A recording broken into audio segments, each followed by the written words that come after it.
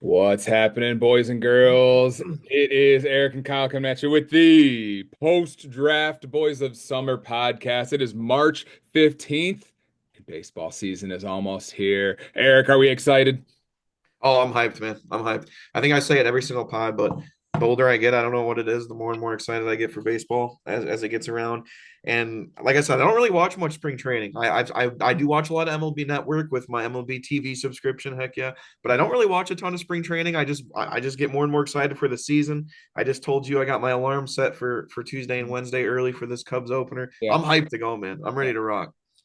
So you're like not excited about like LeBron's legacy, on Tuesday Oh night yeah, and that all that that kind of stuff?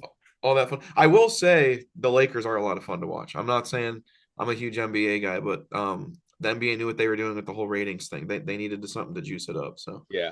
They're always finding some kind of reason to juice up those ratings. oh yeah, All right, so we had our draft 2 weeks ago. We're a little bit behind here as the tenuous baseball schedule and now softball schedule kind of oh rears yeah. its ugly head for us.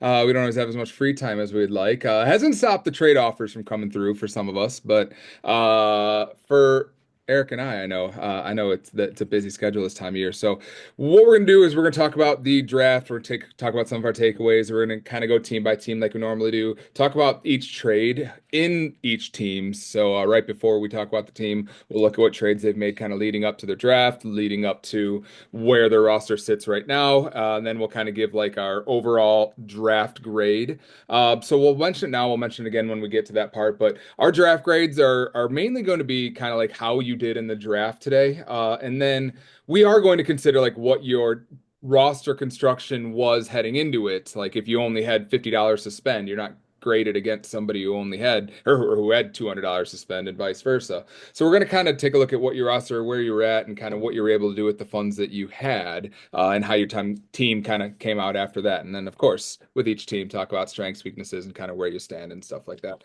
Anything you want to add on that, Eric, before we kind of dive in? No, I think like you said. So theoretically, I could have a higher draft grade for someone, but when we do a power rankings or a playoff prediction show, just because I had a B plus for someone and someone else got a C plus, Hmm. that doesn't mean I think they're a better team. This we're kind of Yep. more looking at this from a draft perspective and kind of what you had going, how well you did with what you had before and with the money you spent, kind of a little mixture of both. But Yep, exactly. So, first off, let's get your general reactions here on what happened with the draft, and I guess before we even talk about the draft, like the events leading up to the draft is kind of a big thing where we had obviously, as usual, in Boys of Summer fashion, we had several trades. I think several is, I guess, going on the light side of things. We had a bunch of trades going into the draft that kind of shaped the player pool in a way that I wasn't really expecting, where we had guys that were available that, there weren't guys available that I thought there would be. I mean, a lot of guys that I thought would be in the player pool for sure ended up being kept. I mean, we had talked about our Garrett Coles, our Austin Rileys as guys that were going to be available, and they ended up being kept. And Krim kept a lot of those guys that he ended up trading for in the Shohei Ohtani yeah. trade. That surprised me. Yeah, I mean, like I said, with the way the makeup of the league was at the time, and with our kind of our pre-draft show, we mentioned it. We're like, yeah, probably all the guys Krim traded for are keepers. It's just, were they worth it? And we're gonna kind of look at some of the prices that went in the draft and kind of see what happened. But yeah, no, I think it was interesting. It was interesting. Yeah, I mean, we talk about Bregman, you talk about Albies, and you talk about all those guys. I mean, I thought those guys would probably be thrown back. And no, they're not like first round names or anything like that. We had like our Tatises and Julios. But they were still, quality players that I thought the player pool would offer. So we saw Even a kind guy like of, Cole, I know this is pre-injury, but I think a lot of people thought Cole could be thrown back by Peter. Then obviously he was moved by Peter, yeah, because he's such a good GM and he yeah, and he and he knew great what to GM, do. But maybe the but even best. a guy like that was kind of on the fence. So yeah, Yeah. And I think it kind of shit. I think people kind of started to kind of sense that. Like as soon as Garrett Cole got acquired via trade and Austin Riley got acquired via trade. Like these aren't guys that were necessarily throw-ins. Then they kind of were traded for just by themselves. And I think that once people saw that, they're like, well, if he's just making a trade for that player, like I think that he's going to be kept, and that's kind of what happened. So it kind of changed people's opinions on how they approach that, because I always kind of take the point of view like, well, why would I ever keep a guy that I could just get for the same amount in auction? And like I would never keep Austin Riley. I was like, if I wanted Austin Riley, I could just throw him back, get him again for $41 and, call it a day. There's no reason to waste a keeper spot on that, especially when you had teams like Chad or Bryce who had probably 15, 16 guys that they could have kept maybe, but they only had those 12 keeper slots. I'm like, well, I'm not going to waste a keeper slot on a guy like Austin Riley when I could instead keep a guy who's at a much better value that I feel like offers more value to my team. So I think people kind of looked around the league and went, whoa, well, actually, there's not going to be much talent available in this player pool. So maybe I do need to acquire more talent. Maybe I do need to keep a guy like Riley, keep a guy like Cole, keep a And it guy was like, weird too because I also felt teams were trying to shed money right before the draft too, just because they wanted to have more, just more money going into the yeah. draft. It just seemed like there was like a little bit of a frantic period right before the draft happened that where that occurred too. I definitely tried. So now that the drafts happened, I can kind of cue you in on what my strategy obviously was. I did certainly want to be involved in the big names, so I was involved in the bidding on Tatis. Or no, I wasn't. I was in it because I got Acuna as the third overall pick in the draft. And so I was definitely going to be in the running for one of those big names, whether it was Acuna, Tatis, or Julio. But I probably was like, I think these guys are going to go for more like 50, 55. I was like, if they go for under 55, I'll be in. But if it hits over 55, I'll probably be out. But then I kind of ran the calculation. I was like, well, if I get one of these guys for like 51, I was like, I that only leaves me with like $40. I got two closers I got to get. I wanted some of my outfielders like Buxton and Newt Barr and all those kind of guys had to fill all my outfield slots. And then I had like my utilities, my bench, and I was like, if I if I go a Kun or if I go a player for 50, two closers for 20 and $15 each, that's already $85. Then I'm like, that's gonna leave me like $15 to fill out my entire outfield, my entire bench. I was like, I'm not gonna have any depth on this team. So Sure. I did try and make a few trades later, just to try and shed some of the salaries. I kind of shopped Chris Sale around a few places. I shopped Brandon Nimmo around just to kind of save an extra $10, $15 to fill out my outfield. But didn't work out, but I was kind of happy with the draft, with how it went. So as we go through this draft here, what do you think about like the motion of how players were nominated, where the money was spent, and any kind of like broad takeaways, like not on specific players, but any just kind of like broad takeaways on pitchers versus hitters versus positions or anything like that you have? Um, Early on, it went honestly a lot went as expected as I thought. Not diving into specific players, but I did think the top hitters would go for around 50. I thought the top pitchers would go maybe 35-ish to 30, but I didn't expect any to go 40. So honestly, early on, I thought it was pretty standard. Mhm. Hader went for 25 early, which we always that was I mean, that was his magic number last year Yeah. too. So really early, I thought everything was going to par. I think Freeman was a nice, or some of these guys were just really nice gets. Like Sasaki, I think was an interesting throw out by Jordan right away, but Mhm. I don't think anything shocked me early. You know, That's interesting. Yeah, I mean, there wasn't any like shocking prices early on or anything like that. I think everything was pretty status quo. I thought a lot of these guys would go for more than they actually did, because as you mentioned, with Freddie Freeman going for 36, I thought that he would probably go for at least 40, considering what the salary was last year and considering just the landscape of a lot of guys needing offense, needing yeah, first base not being that deep, or just filling a utility spot because there just weren't that many bats. I think that turned out to be kind of an okay value.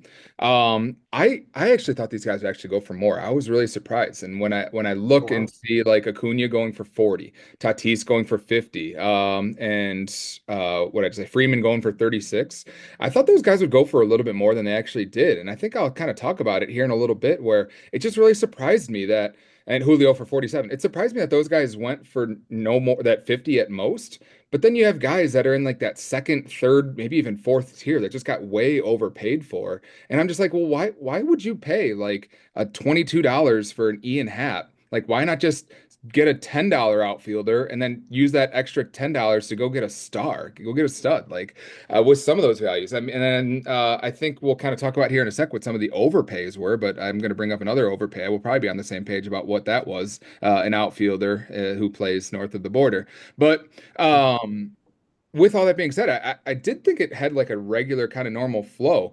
With Josh Hader, I was valuing him. I didn't want to trade him. Phil was interested in acquiring him via trade and pairing him with with Class A, or maybe even trading Class A.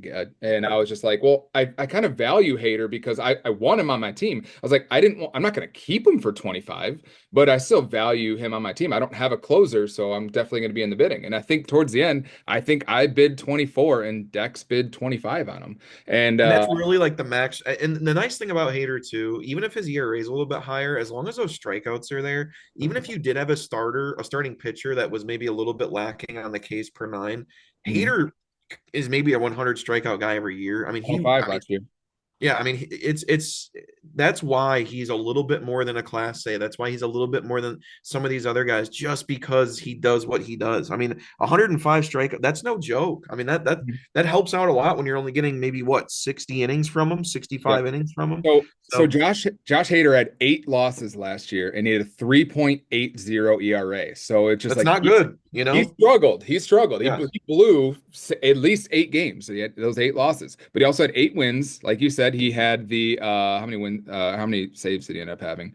34. 34 saves. Yeah, your 105 strikeouts. And yeah, I overpaid. I think I paid 25 or 26 for him last year. And but at the same time, like I was telling Phil before the draft, I was like, I don't regret spending $25 on Josh Hader because even though Josh Hader wasn't worth the 26 last year, I never had to worry about whether or not I should have Josh Hader in my lineup. He was in my lineup. He had the role the entire year. He's going to have the role the entire year. You don't give a guy $100 million to make him a setup man, and he's going to have the strikeouts. So it's just like Yeah, there's a there's a level of comfortability security factor that you to it. pay for when you draft Josh Hader. That's kind of nice.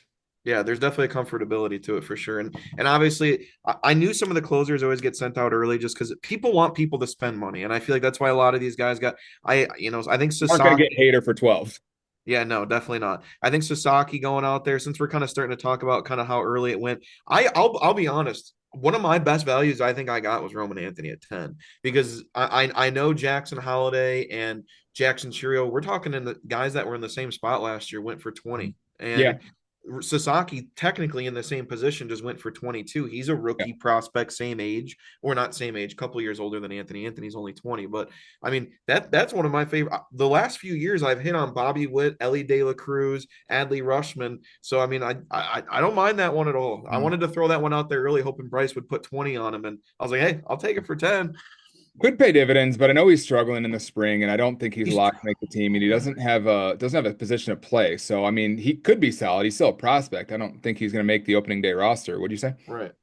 No, I don't think he's gonna make the opening day roster, but I think it'll pay off. He'll pay I just off. kind of looked at his minor league numbers, and I was like, well, he's like a 2020 guy. I was like, I mean, if he goes 2020, if he hits his ceiling, if that's what his ceiling is, then yeah, that's pretty solid. But like, Yeah. I'm just like, I don't think he's got 30 home run power or 35 stolen base speed. So I know I could be wrong, but I was just like, I don't really see the fantasy like stud upside with him. And I was just like, I'm just not going this early on drafting a prospect. So I mean, kind of You don't smart. have to see it. I see it. You don't have to see it. I'm glad you didn't see it. So I mean, if he's one of your guys, you believe in him. Brady was probably feeling the same way I was, where it's just like, well, I don't want to fill out a roster spot with a guy that's not going to be on the roster right now. So I was like, I didn't even consider bidding anything on him. So maybe towards the end, had I had a little bit of money when I kind of had some money to burn, and I could have looked at Roman Anthony and maybe spent a little bit more on him if there wasn't much left. Then you could kind of say that. Right. So we kind of alluded to it earlier.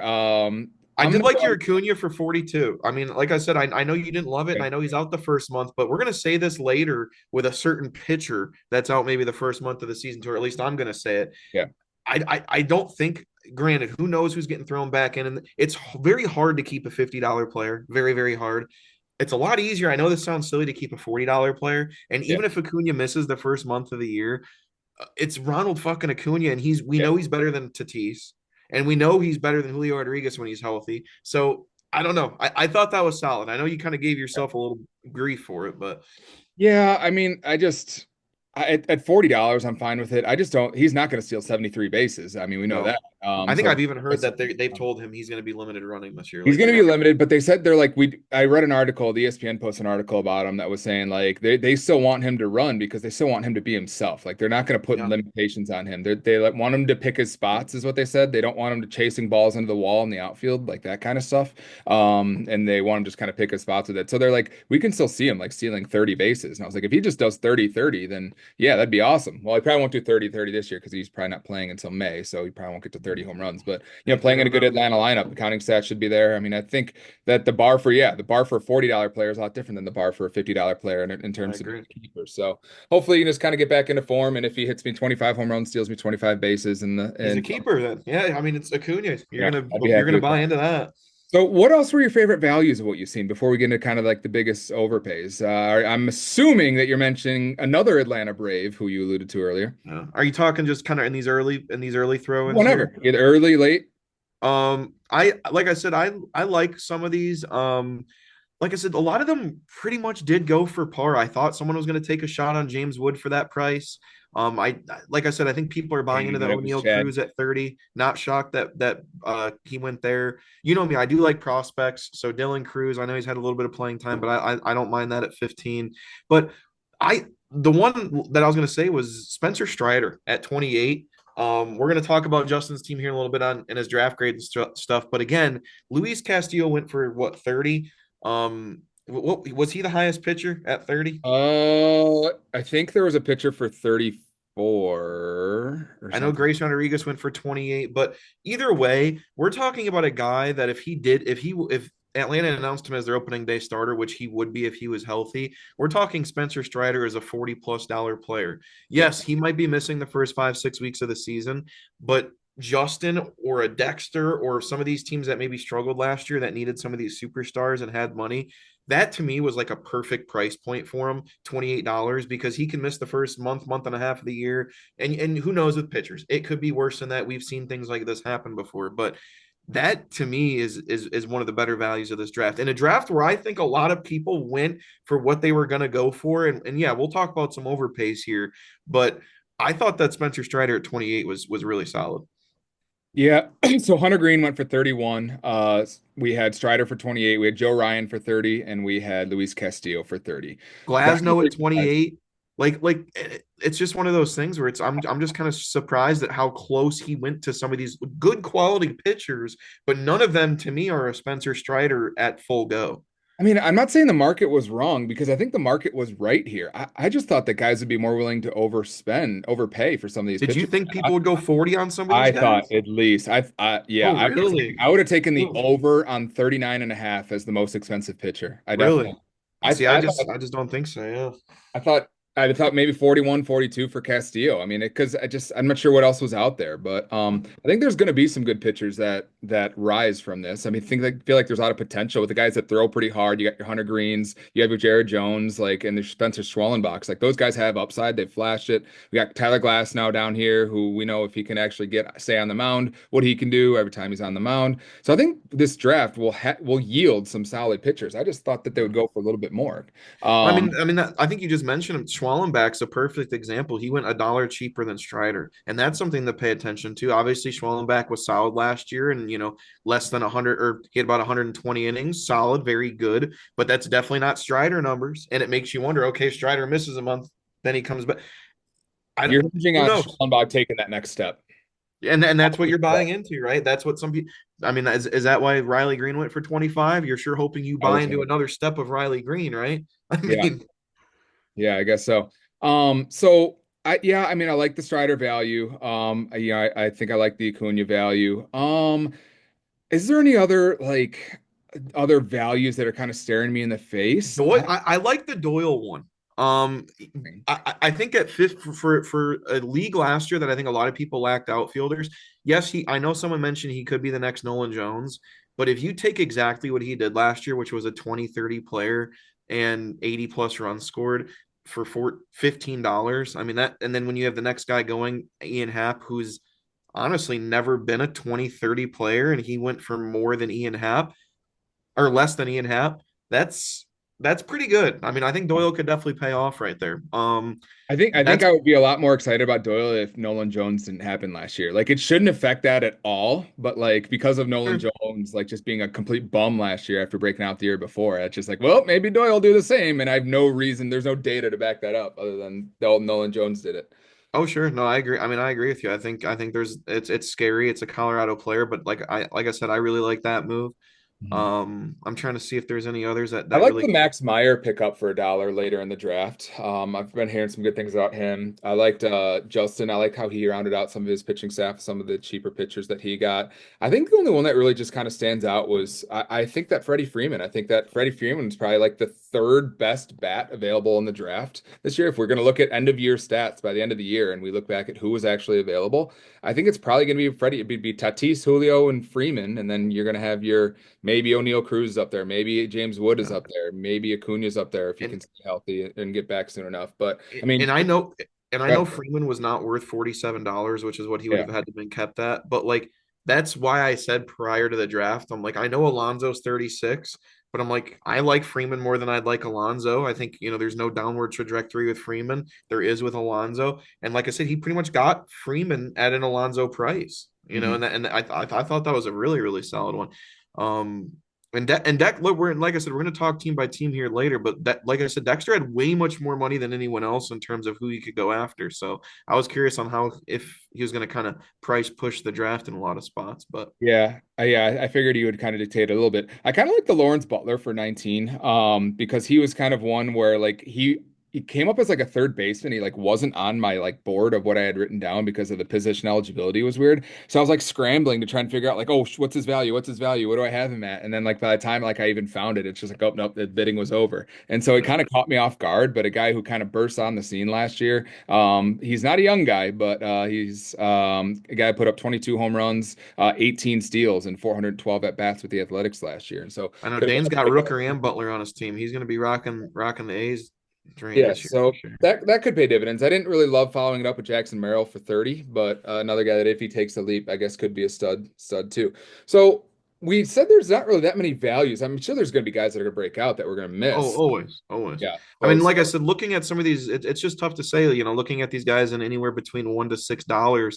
These are guys that that are that price for the most part for a reason. I don't think it was like in past years where sometimes even like some injured guys, like last year when you loaded up on a lot of those like injured pitchers late, there just didn't seem to be like those. Oh wow, I kind of forgot about him kind of guys, or oh wow, it seemed like everyone was kind of on where they were supposed to be for like you said, no doubt about it. When we look at this a year from now, like we do every year, wow, that guy really broke out for this or that. Like I see a guy like even like Real Muto you got for 4. I know you're not a big catcher guy, but who's to say he's still not a top 3 4 hitting catcher in baseball. um there are some down there that Nolan Jones went for 25 last year. Tyler gets him on a flyer at $1. yeah. There was a top 10 prospect pedigree there for a reason. Yep. Um, so I like some of these, and there's going to be some of these guys that are probably closers. I mean, Kirby Yates was had by Dave for $1. Mhm. So who I don't knows? think he'll get some saves, but he won't ever be the closer. I don't think because they're paying Sure. Scott too much and they got too many other options in the bullpen there. Right. I like the Even Victor Dana getting like Robles. a Jamison Tyone last year for the Cubs, 3.2 ERA, 1.13 whip. He got grabbed for $1 pitcher. And when we thought there was a shortage of pitchers in the draft. So, I like this like I Victor said, Robles pick for $6. I think I was bidding Crim up on him, and then I took Pena a pick later for 6. But 32 steals and a 381 on base percentage last year. He only had 41 runs. That was only 254 at bats. He had 34 steals. So I mean, yeah. over a full season, I don't know if he's going to get full time at bats, but I mean, you can double those stats. That's 68 steals Oh, and yeah. 90 He's a runs burner. scored. So and a really solid on base percentage. I think he is going to hit leadoff for Seattle. I, I could be wrong, but. I also thought in a position that's kind of harder to find, there was a moment where a few second basemen were like the best players available. I remember it was like Westberg, Torres, Jimenez, and then it was like that collection of second basemen, Gorman, like some of these guys. I was kind of shocked at how cheap some of them were going because second base is not that premium offensive. There's reason Ozzy Albus goes for what he does, even though. But it was like Jimenez went for like 6, Gleyber Torres went for like 4. I got Nito for like 7. There was a Westberg, I think actually, I don't want to say even got overpaid, but He had 16 for Westberg. 16 for Westberg when Jimenez and Gleyber Torres go for 4 and 5 just 3 nominations later. I Yeah. mean, I thought second basemen were going to get overpriced in the draft, and I actually thought some people got some good values for just like $4, $5, $6 here. I think Nolan Gorman in St. Louis has a very good potential of breaking out and being a 30 home run guy. He's And one Chris that got could. him I for just think with second baseman, I just think they're a dime a dozen. Like with a guy like yeah. Andres Jimenez, like Andres Jimenez just isn't going to move the needle. Like nobody wanted him from me last year. He's not going to hit 20 home runs. He's probably not going to steal 40 bases. And last year he had played a full season. He had 9 home runs, 30 stolen bases, and a 298 on base percentage. His counting numbers won't be good because he doesn't hit a lot of home runs, doesn't hit a ton of gappers. His runs scored, he's not going to hit at the top of the Blue Jays lineup. I don't think so. Like Yeah, he's but someone has to play ceiling right second base in your fantasy team, and he's probably a top five fantasy second baseman, even still, right? I mean, you have to factor in the position. Yeah, but I just think that it's easy to replace. Whereas I think the reason why Sure. Westberg went for so much because he's third base and third base is so dry. That's why I made it an effort to go get Jordan Westberg, or I tried to get Jordan Westberg, didn't get him, wasn't going to pay 17 for him. I think I might have even bid 15. I'm not sure. But I know like I got McMahon for like 4 or something like that because I look at third base and I'm like, you can go to the waiver wire. There's no third baseman out there. And you look at people's benches, third base is just very thin. There's not a lot of good third basemen out there. And I think that Well, that's kind of something that well, that's why I dictates. think a guy like Willie Castillo or Willie Castro for Oh, yeah. Dexter at pick 66 there, or nomination 66. I know you know me and my position variety, but if you look at his stats from last year, again, doesn't excel in many of anything, but 89 runs, 12 homers, 60 RBIs is kind of blah, but 14 steals, a 331 OBP. Mhm. That's that $3 player that's just nice to put somewhere. Yeah, As no, it's not your fourth or fifth best player, but if that's your ninth or 10th or 11th best player in your lineup, good place. that you got to love that for $3. So we talk about kind of what we like. What did we not like in this draft? Because I think there's one that was, I think, probably the biggest overpay, which is, I think, the $38 for Anthony Santander. Which, sure, if he hits 44 home runs and 102 RBIs with the Blue Jays again this year, then he's probably going to be worth it. Because, I mean, those are like peak Pete Alonso numbers, essentially. But only a 308 on base percentage. He's not going to steal any bases, and he's moving to Toronto after getting the bag. So I'm not banking on him being what he was last year. If he takes a 10%, 20% decline and he's more of like a 35 homer guy with 90 RBIs, I don't know if $38 is going to be worth it for that. No, and that was it's tough to say because when you go into the draft and if you go into the draft room, which I did a few times before the draft, and you can sort by stat. It was very evident that Santander was probably the number one power back coming into the draft. Not saying other guys can't get close to that, like an Acuna eventually, or Julio Rodriguez or Tatis, but Santander was kind of that premier power bat in the draft. I don't like the price either, but based on where we were in the draft and how much money was still needing to be spent and how much Dexter had, because Dexter again went into the draft with so much money than anyone else. I do think it's one of the biggest overpays, but you're right. If he just exactly replicates those 2024 numbers, or even if they did drop 5% and he was still right around 40 home runs and 100 RBIs, it's going to be worth it. But yeah, I mean, to me, when Santander goes for 38 and a guy like Acuna goes for 40, I'm going to say it again, or even a guy like Freeman goes for 36. I know you need a little bit, you're not going to get that 30 home run power from Freeman, but it's tough to swallow there. I personally maybe even would have taken more of a shot, call me crazy, on a James Wood at 30 than a Santander at 30. But it's just I don't know. It's what are you buying into? I think there's worse ones though. I think that one stands out a little bit, but and it's not even a bad one because he's a really good player. You know what Yeah. I mean? I guess like there's not much of a bust case for him other than like if you buy into some people subscribe to like, well, new team, once he gets the bag, he's not going to work as hard and all that. And there's a couple of reasons there, external, not on the field, on why he's going to perform Yeah. more poorly. But you can Like kind to of. me, I think a more egregious overpay to me is Luis Robert for 20. I mean, Oh, I even at this point, disagree. Oh, I really disagree. how do you if you're talking about consistency and what Santander's done the last few years? I mean, Luis Robert, has he ever been worth a $20 player outside of Because I 2023? feel like I feel like Luis Don't give Robert me the a year Buxton ago. theory. I it's not even Bucks in there because I'm not even projecting. Like I'm not even like going to do a thing where I like do as like per 500 or per 600 numbers. Like literally a year ago in 2013, this is like the optimal outcome of what you'd want from James Yeah, Wood. Like 100%. James Yeah. Wood is like a $30 player, and if Luis Robert just goes back to what he literally did a year ago, 38 homers, 20 steals. But Like this that if is is such a an 30 if. guy. If you told me Santander and Robert are both playing 150 games, I'd say yeah, I would take Robert at a price over Santander. But that's just it's you have to put that part of the equation right now. Yeah, you do, but I mean, I feel like over the last 3 years, he's played more games than Acuna has. I mean, 380 at bats and 546 at bats and 393 at bats. I mean, it's not like he's never on the field. But Robert's also And a when liability in on base percentage and maybe even runs scored outside of that the 1 year. that does hurt. You're banking on a trade there because if he gets traded somewhere where he goes somewhere and it's lead off for the Astros or whoever else, then we're Yeah. talking something that's going to be a drastically different. But yeah, 319 OBP, then 315, then 278 on base percentage last year. But even when he's got a low OBP, still last year in just over half a season, like 400 at bats. I mean, 14 homers, 23 RBIs, but only 35 RBI. Or what did I say? 23 stolen bases, 14 home runs.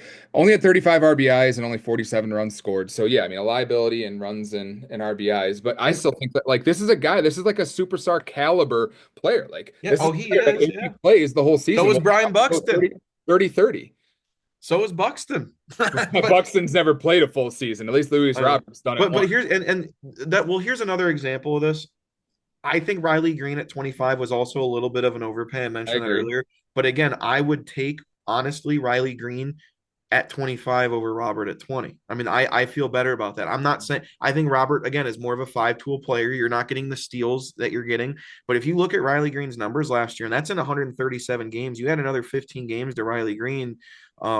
And I think Detroit's one of those teams this year that can still they surprised at the end of last year. I really like Riley Green. Again, a little bit of an overpay, but that's one of those we could look at 4 or 5 months from now and go, damn, that's a really good player. I think he could be a 35, 100 runs scored kind of guy. So it's one of those kind of remains to be seen. So I don't hate that value. Vientos at 26, that's a whole nother story. Um, He played but 137 games last year. So I mean, if you add 12 or 13 to that, then you get him to 150. Then maybe he's at like 27 home runs and 80 plus 82 RBIs. RBIs Yeah. or and six steals or something like that. So like it's a quality player, but you really need him to take a leap as a player, which he could. He's a young player. He's come being a, was came in as a top prospect. He's He's only gotten been better every year. so, yeah, I could see it. I just, for what he is right now, I wouldn't have paid 25 for it, that's for sure. But it's not like the market had a whole lot else to offer. I didn't like the 22 for Robert Suarez. This is a guy that he was the third closer off the board, so Right. the market kind of dictated that Iglesias went off the board, and then Hader went off the board for 25. So I think Justin was kind of thinking that all the closers would go for 25, and so he just paid 22 for Suarez. Suarez towards the tail end of the year kind of started to tail off from what he was at the start of the year, and he really is only like a one pitch pitcher. He's like he throws fastballs and fastballs only, like a two seamer and a four seamer. He doesn't really have much else. And not only was he pretty bad in the end at the end of the year last year, but the Padres also have like a couple guys that are like they have Jason Adam in their bullpen and like one other guy who I know is like really solid to maybe take his job by the end of the year. And I don't know if he holds it throughout the end of the year. Let's see. In September, he had a 6 ERA, and in August, he had a 4.45 ERA. And that came with a 1.5 whip and a 1.35 whip, respectively. So last 2 months of the year, last year, he was pretty bad. So I didn't really like him for Yeah. 22, especially when we're probably going to mention at some point the other closer values that were pretty solid, actually. Yeah, no, I agree with you. I think, like I said, Suarez was completely acceptable last year. It's very, very solid. But I thought, and again, it's not a huge overpay. Like if you would have honestly got him for 16, I would have been. I mean, it's just we're talking a matter of $5, $6 there. But I think Vientos at 26 was one of the bigger ones of the draft. I think obviously put up solid numbers. Talk about a guy that you like need to take the leap. Like he hasn't proven that he can be that yet over the course Yeah, of. Vientos was quite a bit. And again, like I said, some of these guys like they could take the sleep, they could push forward and be that next thing. But some of these pit like Walker for 19 from San Francisco, I liked him a lot tail end of last year. Maybe he is that guy. 80 innings last year, 99 Ks, 191 ERA, but you better hope he's that guy if you're paying 20 for a guy that has 10 career saves or whatever it is. So um yeah, I don't know. Some other like I'm a Cubs fan, but I was even a little surprised Hap went for 22. Me and Mhm. Krim actually talked a I little bit love it. about this before draft. There's that weird range of it seems like 30 to plus dollar players, a lot of them were kept because they're the superstars. It doesn't seem like there's a lot of players in that $20 to $25 range that are keepers because they're always in that weird kind of like, are they really a keeper? Or are they not Yeah. range? Yeah. Like, for example, you have Chris Sale. That's an easy keeper. He's the Cy Young fucking winner, no doubt Yeah. about it. But who actually performs right at that $20 to $25 range is Mhm. Ian Happ. Literally, I mean, we talk about like your most baseline Yeah. kind of generic, does everything right player. Is Ian Happ right around a $22 player? Based I on what he mean, did last year, absolutely. And especially because he's right. a plus OBP kind of guy too. So he's more Sure. valuable in an on-base percentage league. So I mean, I think he's right. It's tough. That's where he's right at that range, and that's why I think Doyle at 15, just to pick earlier, was good. I know you mentioned Merrill at 30. Again, you're kind of buying a little bit of that next step, right? Because Kind of had to. I don't think his stats last year were worth 30. I think they were worth 20. But Yeah. again, you're buying into that next step. So But yeah, he's going to be in his second year, so you hope that I mean, his rookie year isn't the ceiling of what he's going to be. I definitely didn't like Adolis Garcia for 27, coming that was a lot. year he had last year. 25 Yeah. home runs, a brutal on base percentage last year, 284 on base percentage. Certainly not going to pay $27 for that. But yeah, I mean, I feel like I didn't walk away being like, wow, I can't believe this player spent this much for this, and I can't believe No, this guy got this player for that. Like, I think everything was pretty status quo. I feel like we're getting to the I point where agree. we're all pretty savvy, we're all pretty dialed in, we've all kind of done our research that when we kind of know each other, we don't really let each other get those kind of values. We don't really overspend that much. Like we let sometimes you guys will make me get my guys, you'll make me overspend to get Buxton and all that kind of stuff. And you'll make Dave spend for his Pirates and all that Yeah. kind of stuff. But I think for the A, most part, like everything went pretty status quo. a smaller scale one was the Abreu one at 13 from Jordan. That was kind of an interesting Yeah, one. that was The Wilbur a Abreu, full-time again, player. not a bad player, but that is, again, I think that his stat line was the definition of a reserve guy that I might throw in my lineup here and there, and he spent 13 on him, so it was a little odd. But no, I agree with you. I think from what you said, there's nothing super shocking. Now, again, a year from now, we're going to see some of these guys. We're like, damn, what an amazing value that was. But I'm not. I really wasn't too shocked at any of the prices. So I have two questions for you.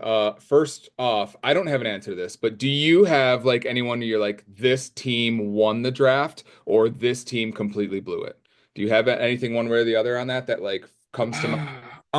Like I said, I'm gonna kind of look more at the teams when we go through them in terms of who they drafted. I kind of had more of a power rankings and kind of like a total roster value that we're gonna kind of get into in a couple weeks. But a team honestly that really struck me as like, wow, they seem to really draft well was Phil. Hmm. I think Phil drafted really well with the dollars he had and kind of the moves he made.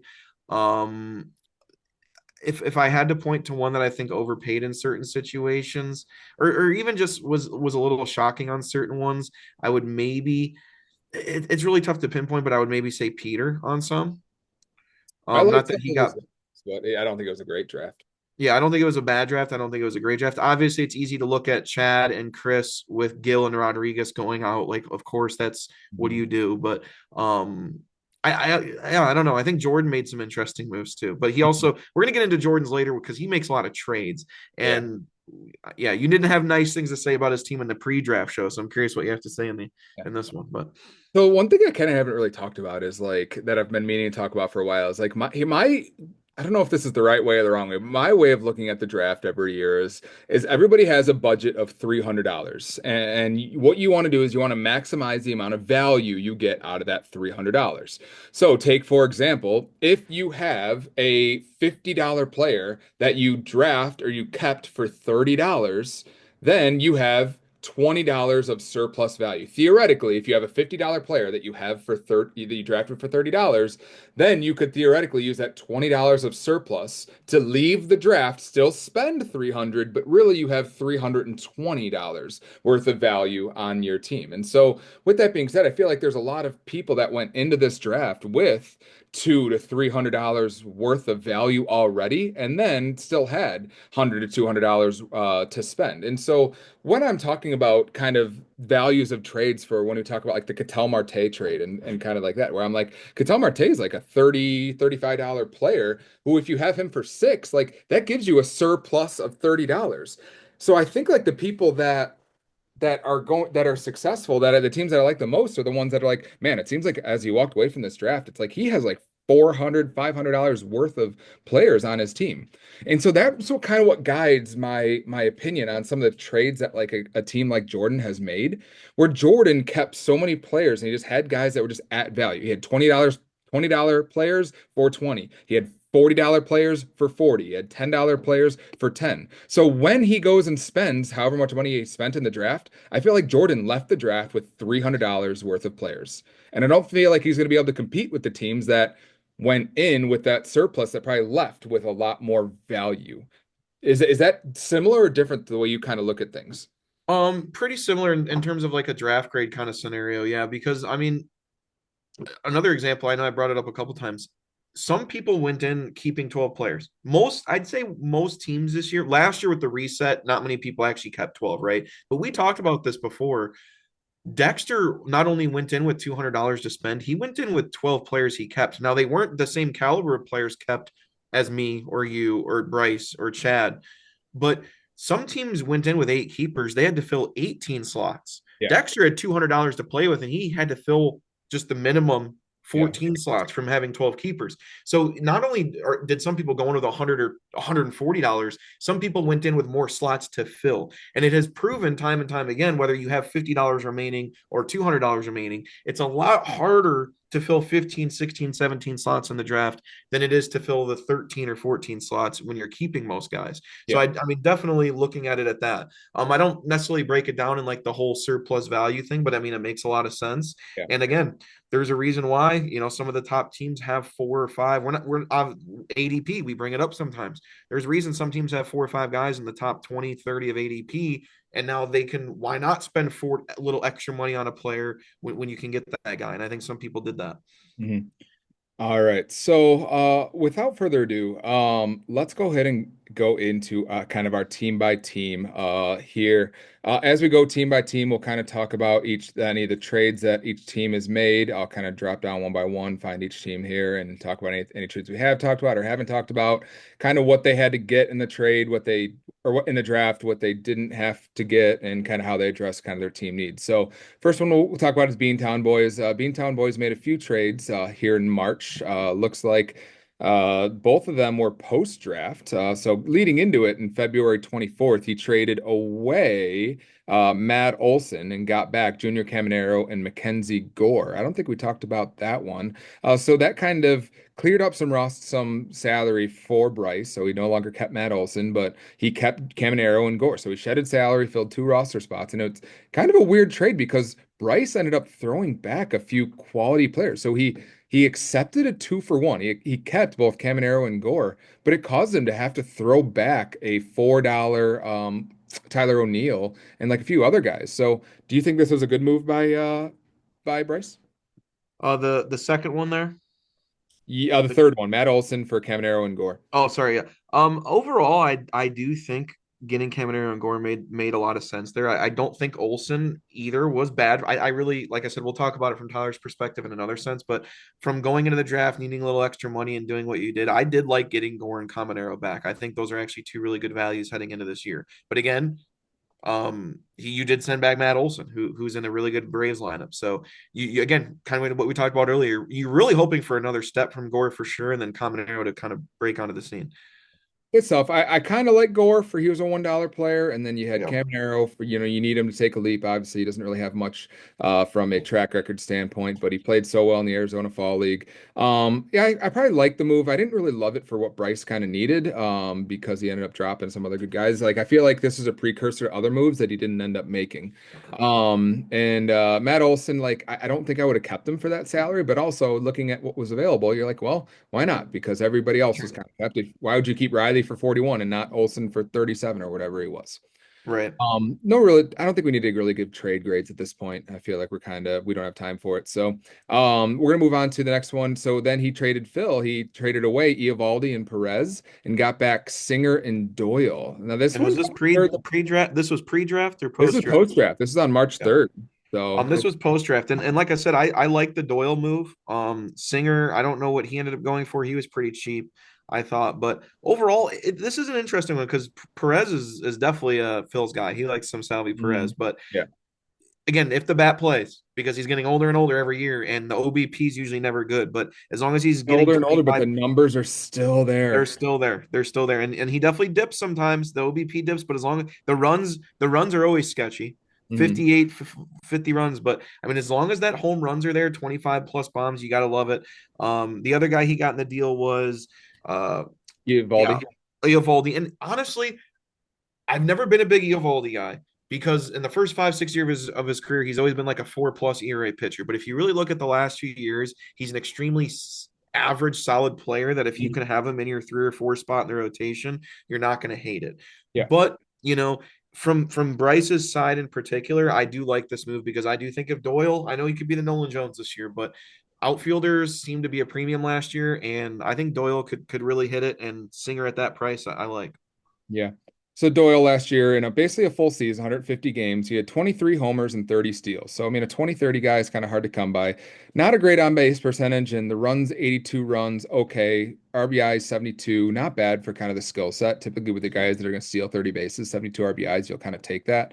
So I mean, yeah, I think Doyle's a solid season. If he can kind of replicate that, it'd probably be worth it. Yeah, I like Eovaldi because if you look at his ERA last like 5 years, so starting with like the furthest away in 2020, 3.7, then 3.75, then 3.8, then 3.6, and Yeah, 3.8. Like you kind of know what you're getting, and you're going to get about a strikeout an inning. You're going to get wins, quality starts. He goes deep enough into games. not So amazing, but hey, yeah, it just it's kind of something you gets can the throw in your job lineup done. and feel good about it. So I think, and then Singer for $1. Playing in Cincinnati, you don't love that because the balls are flying out of there. He had a pretty good year last year, 170 strikeouts, but it just kind of comes with more of a volume. Yeah. 3.7 ERA, 1.27 WHIP. So kind of just a similar guy to what. But don't forget, they traded with each other again, where Singer just goes right back to Phil for Jesus Sanchez. So let's not get too excited here, right? Okay, I kind of missed that one. That was them getting together, them hooking up again. So We're and just hey, like, hey, you want Sanchez, who's Singer now back? Yeah. out for the first 4 weeks. So yeah, I guess Phil always likes this. He always hates the Cincinnati pitchers, but he always ends up with all of them. Yeah. So Yeah. um so what do you think about Bryce's these moves here? Do you think that overall these three trades improved his team? I would say so. I mean, I do think he's giving value back, but I don't think any of these are egregious. I think a lot of them were kind of obviously a couple of these are post draft moves, I only but needed steals, so that's and getting Doyle kind of helped with that. right. And like I said, he went in with a lot of money, and obviously one of those was a pre-draft move, the other were post-draft moves. But I don't hate it. I really don't. Like I said, I think these actually work out most of these for both sides. So Hmm. Yeah, I thought they were pretty fair. So I think it kind of didn't really change a whole lot about how I feel about Bryce's team. So here in the draft, he got Will Smith for 11. He got Bogey, his guy, back for 11.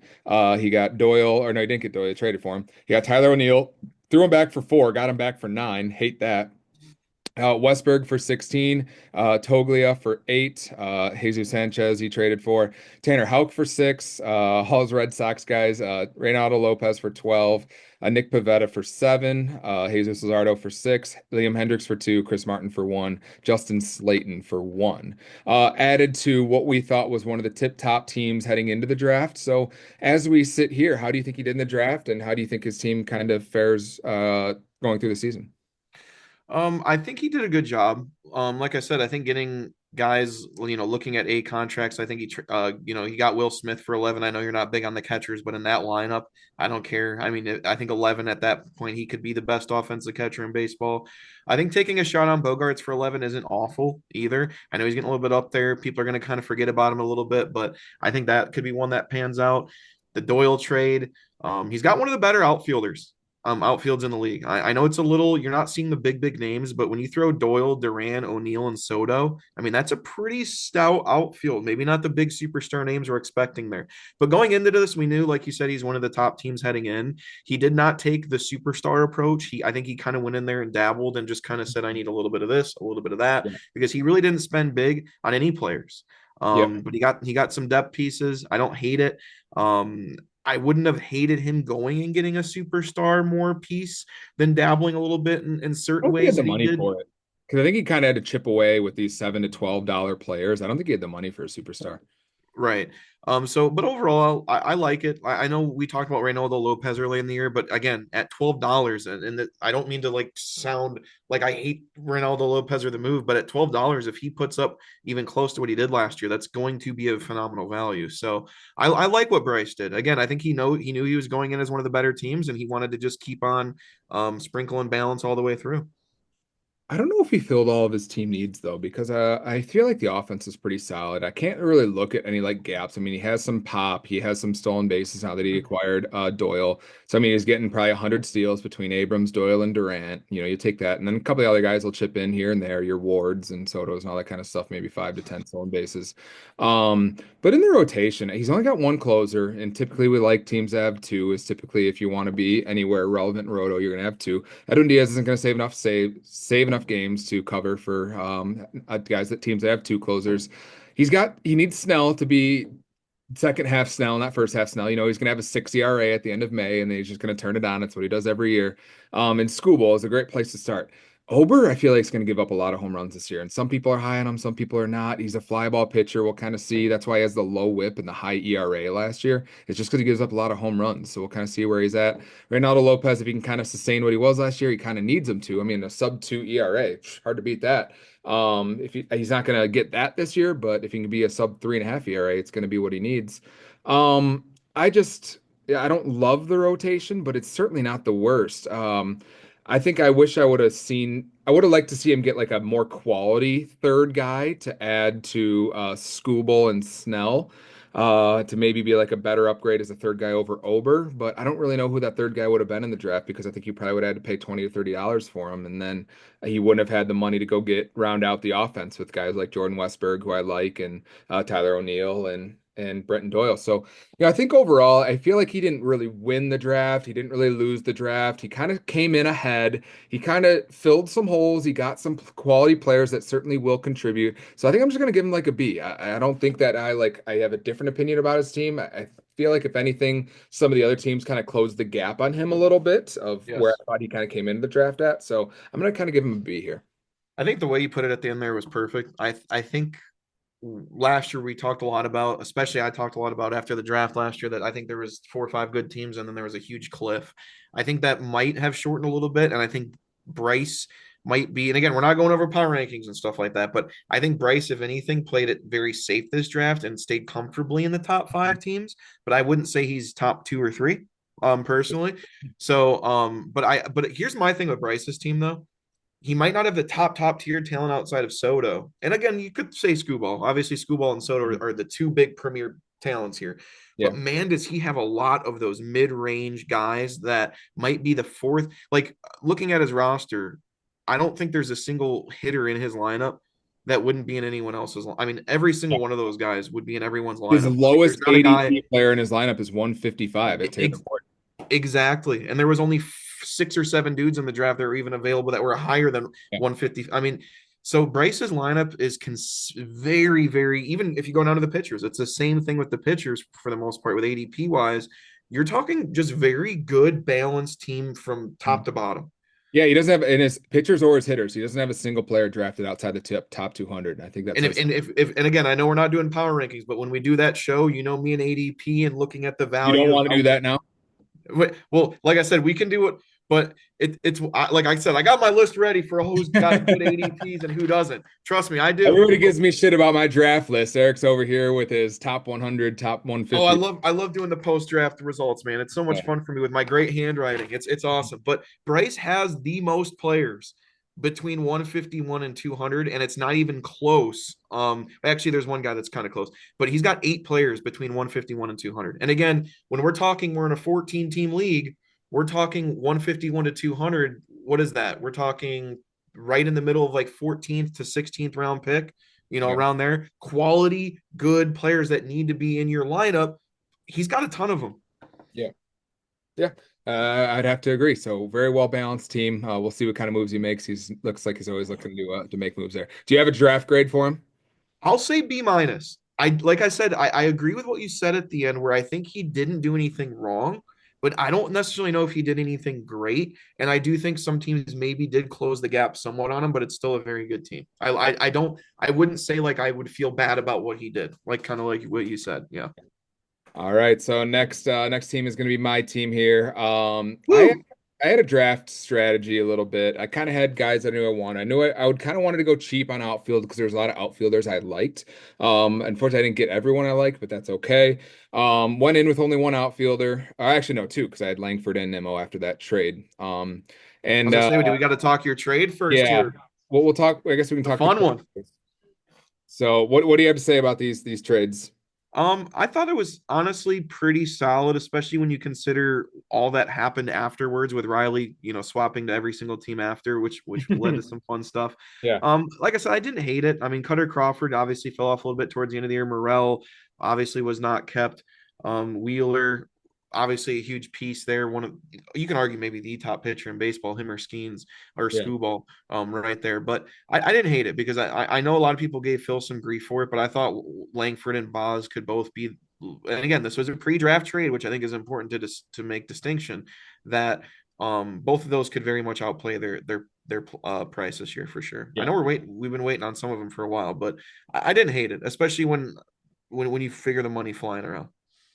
Yeah, so I think it was just kind of needs trade where, Phil looked around and said, okay, Cole got traded and there's no pit. I mean, the best pitcher is Castillo, who might not even be a top 20 pitcher in this draft. So he's like, I'm just gonna go get Wheeler because you can't get a Wheeler in the draft. And so lock him in. Cutter Crawford, I think he kept for a buck, and then Riley ended up trading away in a couple other trades. We'll talk about Phil's trades later. And then for White Langford, who a lot of people are clamoring over, and he has risen up to like a second, third round pick, despite not ever actually doing anything worthy of being a top 5 round draft pick. But I think that given like the prospect pedigree that he has and the power speed upside, can't miss that at $6 or whatever I have him for. And Shane Baz was kind of like the sticking point. We kind of argued about that. I feel like he kind of offered this trade without Baz, and I'm like, well, if you do Baz, then it's a deal. But then it was kind of a back and forth for a while. Finally, we were able to get it done once, I kind of included all those extra pieces there. And so I think it kind of shaped. I was able to shave that salary because I didn't need Zach Wheeler. Right. I feel like I liked my rotation even without him, and I still do. I wanted to still be able to draft some pitchers in the draft because I was like, if I keep Wheeler, I'm not going to really be able to draft any pitching. So, kind of like that. So I kind of like the position to put me in better than having those other guys there. I wasn't going to keep Riley anyway. Wasn't going to keep Morel. I was probably going to keep Crawford as a $1 guy. But it depended on how many roster spots I actually had. So looking at my team now, I went into the draft. I think I had like $105 or something like that.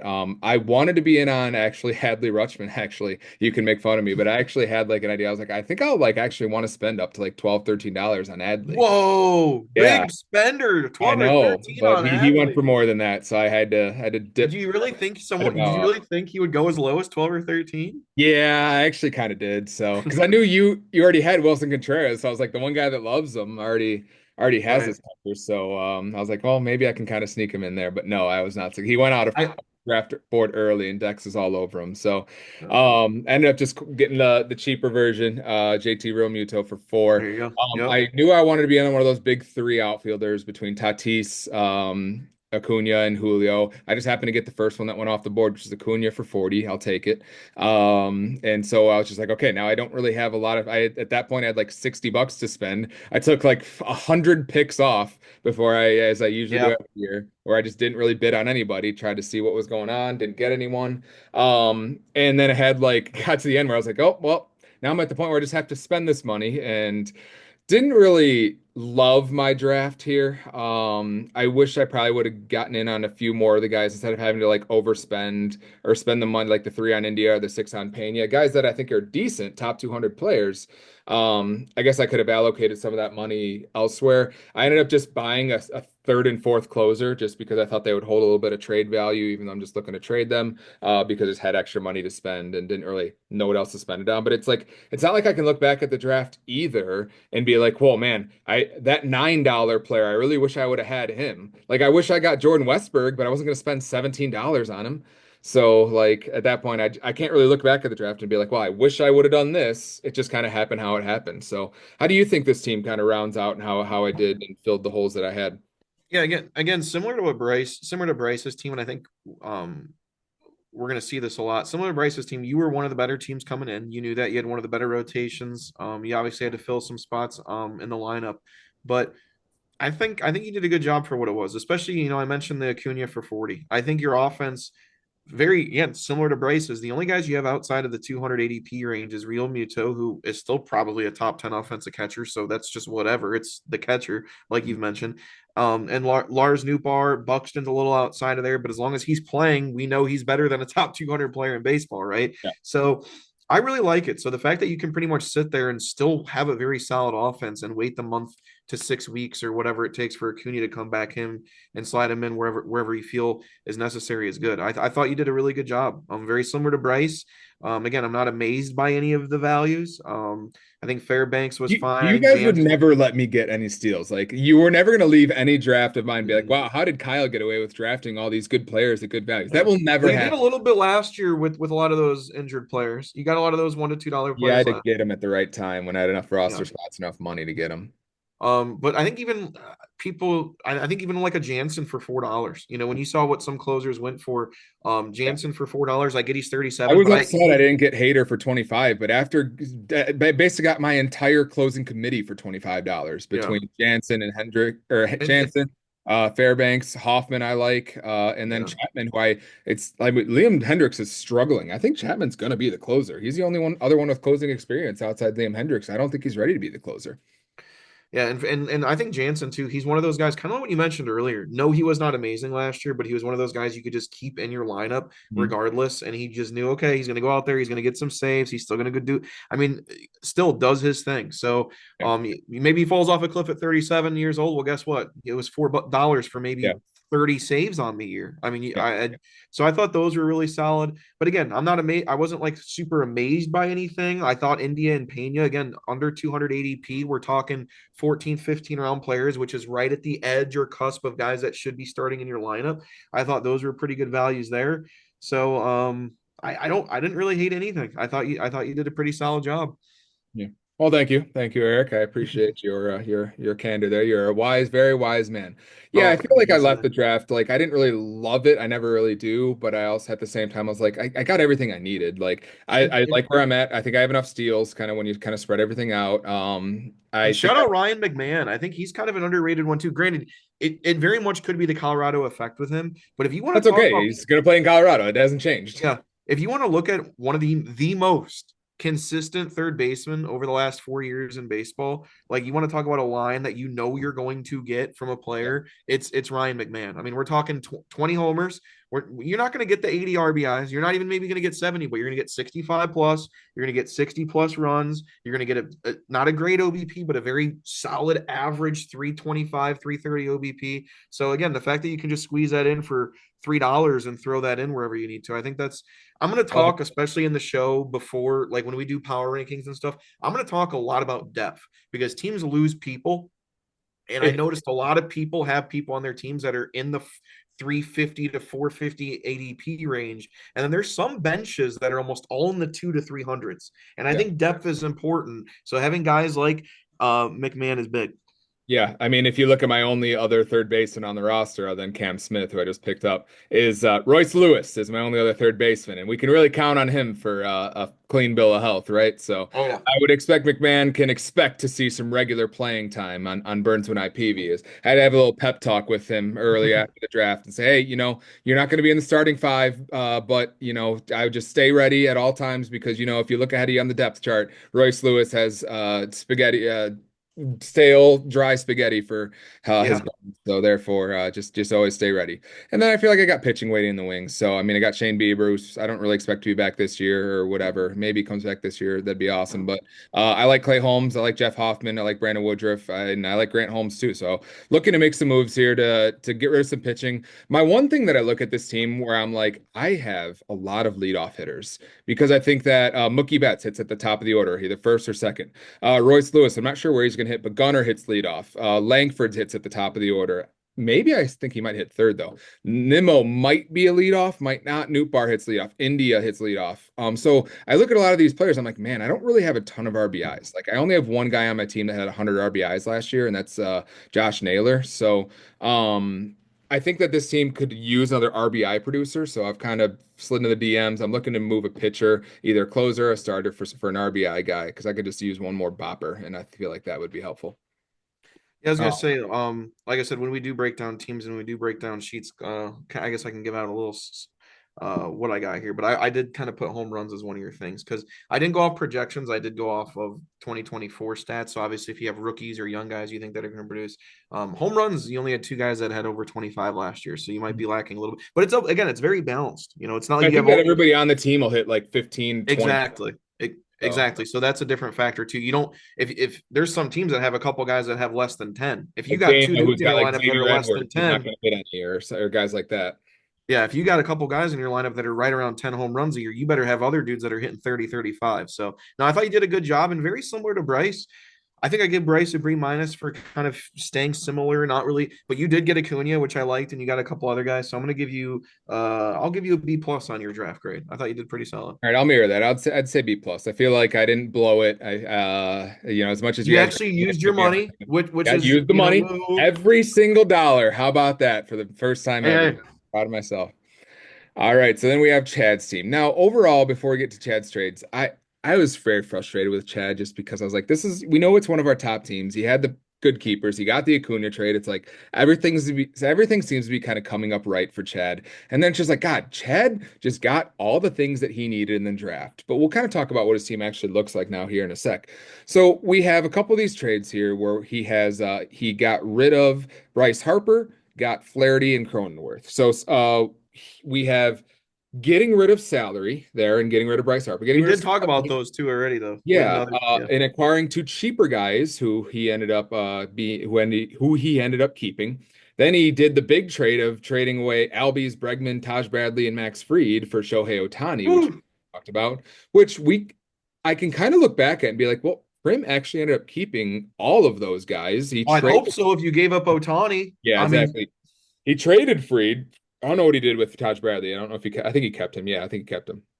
So at least like he had like four keepers out of it. So okay, a little bit better, I guess, which is for better or for worse. I don't know if it's actually a good thing that he kept those guys or not. I guess to be determined. And then he traded away Ketel Marte, got back or traded away Corbin Carroll and Cody Bellinger, and got back Ketel Marte, who I think was the best value. I kind of talk about value a lot. And then I think with those moves, it's like he traded away all his num. He did like the two for with a Chad two classic 2-for-1, got back the better player, and he kind of put himself in an even better spot. And then after the trade, he traded away Lindor and Christian Campbell and got back Presley, Ian Happ, and Mason Wynn, hmm. which is kind of a little bit of a curious trade there. I didn't really love it for him. So how do you think these four trades here have really shaped his approach to the draft and kind of how he performed in the draft? Yeah, he definitely went at it a little bit differently than Jordan did. I think he actually did the exact opposite approach. Both teams were very good last year. Both teams tried to make deep runs in the playoffs. Jordan obviously was the champion. Um, but pretty much throughout the whole offseason, Chad made moves that surprised me, but also kind of worked out. I didn't think he would trade Bryce Harper because I thought Bryce Harper was a great value, but he got Flaherty and Cronenworth back. Interesting, right? Then he goes and trades away a lot of his big salary guys, which again, we talked about this trade at length, so I'm not going to spend any much more time on it. But Albies Bregman, who I didn't think he was keeping anyway, maybe even a Freed, Prim he got bailed him back. out. Those guys should have been available. He would not have kept any of those guys. Yes, yeah, exactly. But he got Otani back, the number one player in fantasy, which I don't care what the return is for that. For the most part, I don't care that he's $40. We could talk value all day. He's worth it 100%. 54 homers, 59 steals. Yeah. So then the next move was an interesting one, and we'll get it from Dane's perspective here in a little bit. I did not hate it from his either, but to be able to get Ketel Marte and again shed that salary, shed that one more superstar player he has, pretty much retain that Marking up his superstar cheap value at a tail. cheaper price. I like that for him. The last trade, he kind of got a lot of crap in the chat, and I I probably would have been more on the line of keeping Lindor because he's going to have Soto hitting in front of him this year.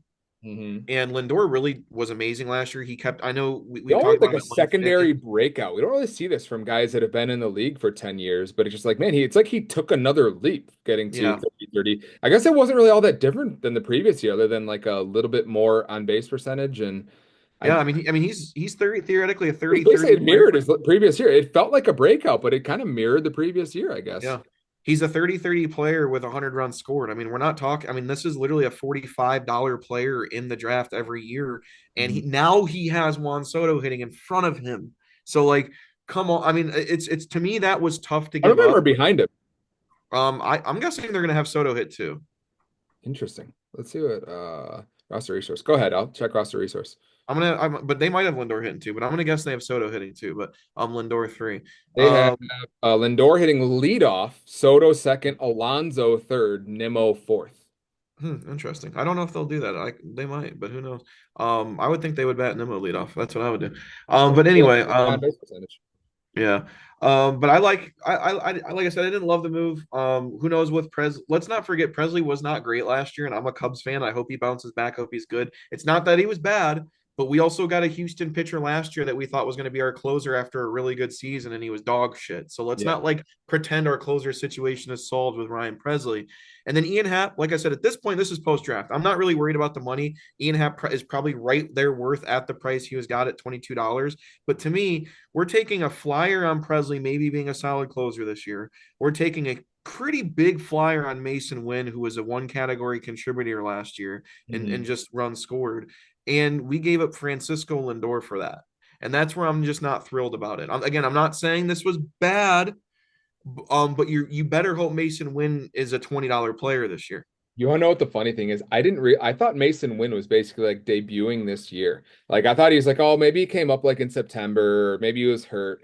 He had 587 at bats last year. I Yeah. had no idea. He was Yeah. so quiet. He was so fantasy irrelevant. He had 85 runs and 15 homers and 57 RBIs, Again, someone that you can 11 maybe stolen bases. have.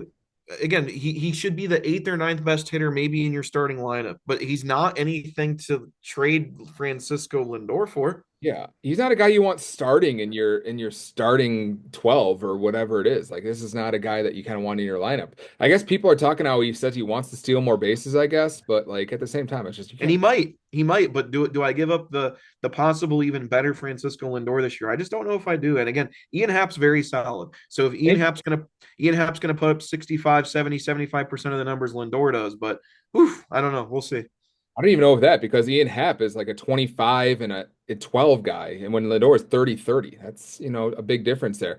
And then Yeah. Ryan Presley, he keeps getting worse and worse every year. He's not getting any younger. His whip last 4 years or last 3 years, 0.89, but then 1.07, but then 1.34 whip last year. Like, Yeah. so I hear his fastball velocities keeps going down.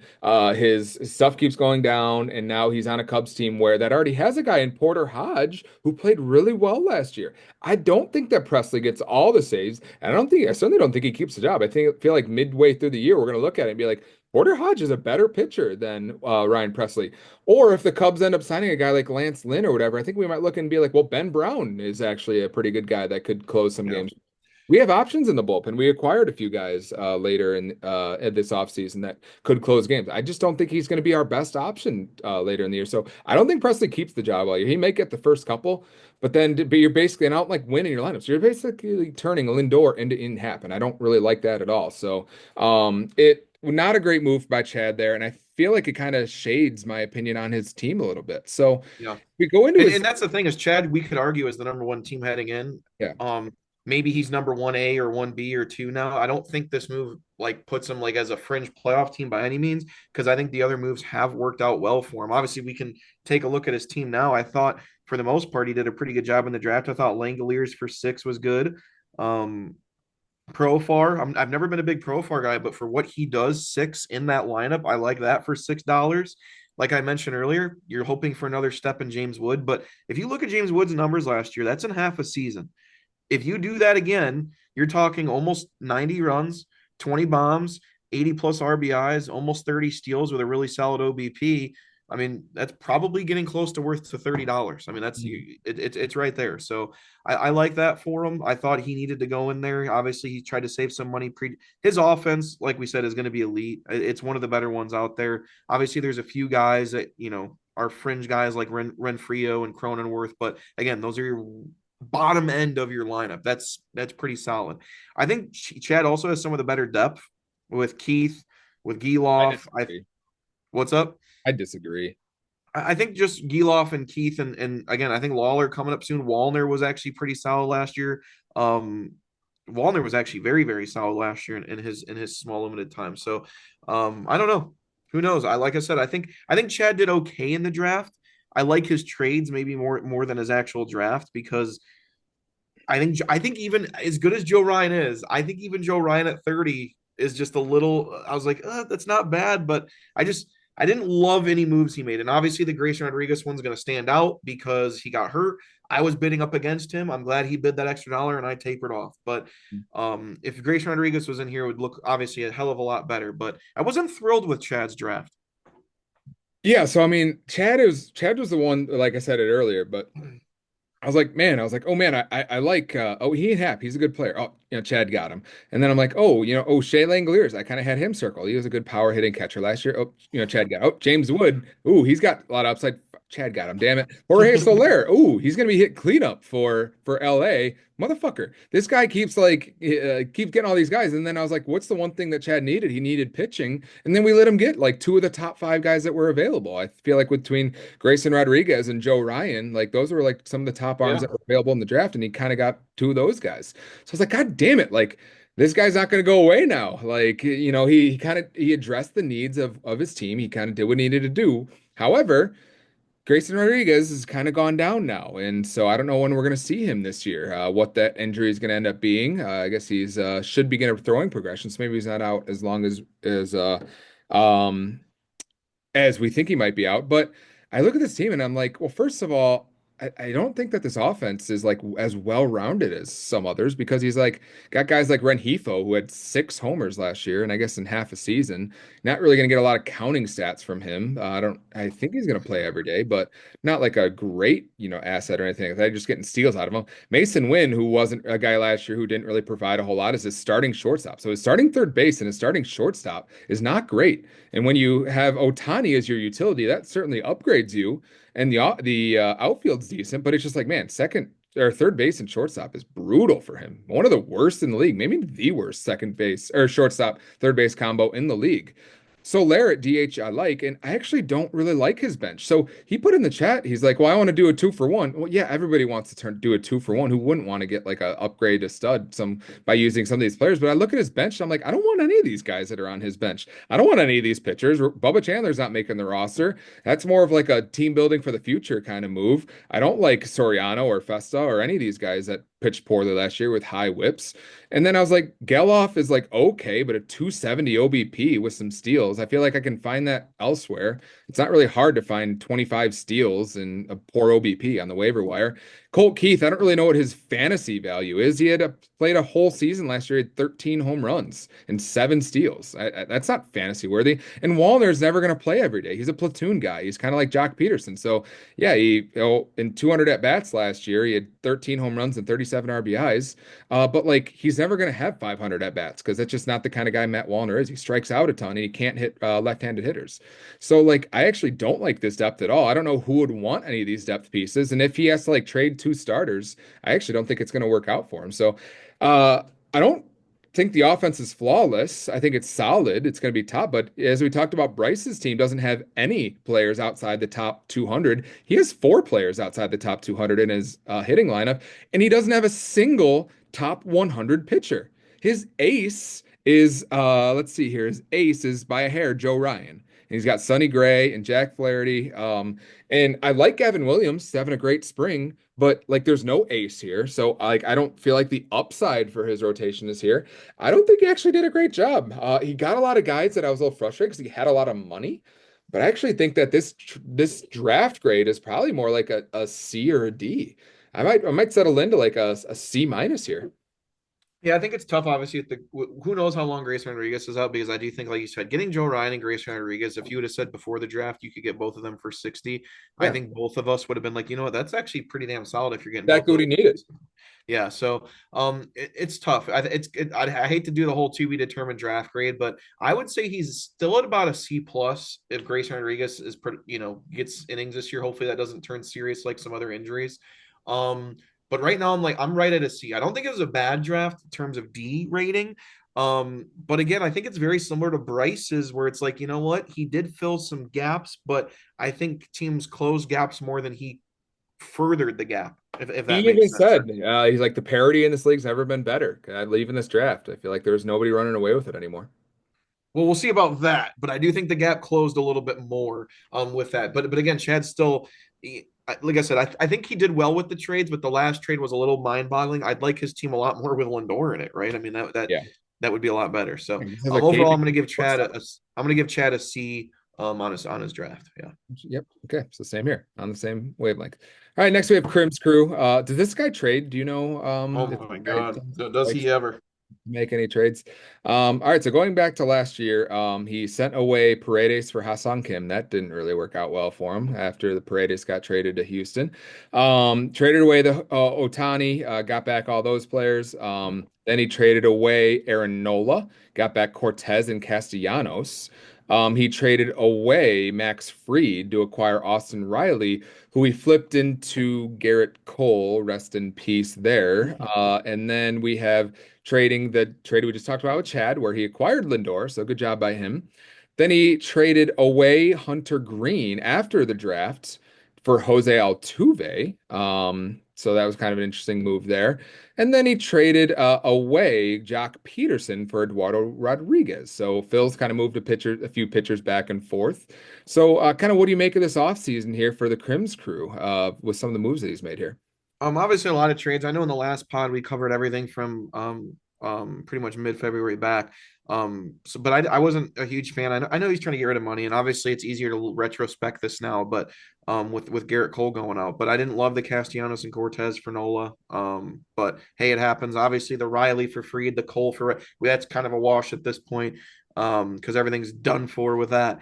We've Yeah. talked about the Lindor thing. I really like that move for him. I think it made a lot of sense. He got that superstar bat. Altuve one's interesting. I looked at his roster, and we will in a second here. Almost every single one of his outfielders was a platoon bat. There was actually not a single outfielder that projected for 400 at bats in his roster at a certain point. So getting Altuve and Altuve playing the outfield is a big thing because he will get I that kind of forgot outfield. about that. It's a good Yeah, call.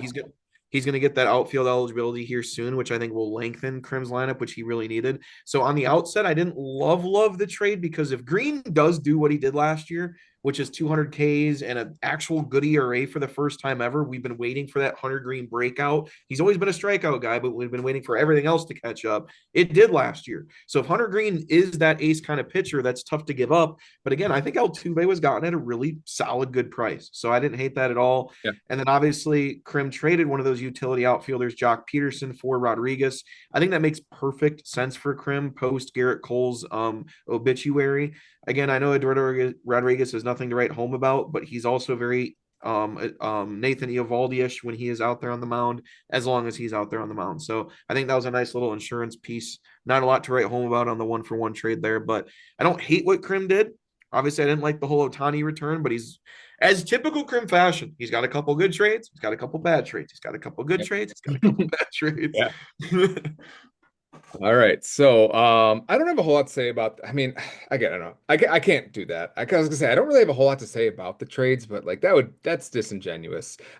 Krim, for as much work as he puts into trading, he deserves more of a reaction than that. So, um, looking at some of these trades, obviously I didn't like the Shohei move because I just didn't like the values of what he had in Albies, Bregman, Bradley, and Freed. I just would have still rather had the Shohei Otani because I just think that those guys just weren't great values. He had Max Fried who turned into Riley. I probably wouldn't have.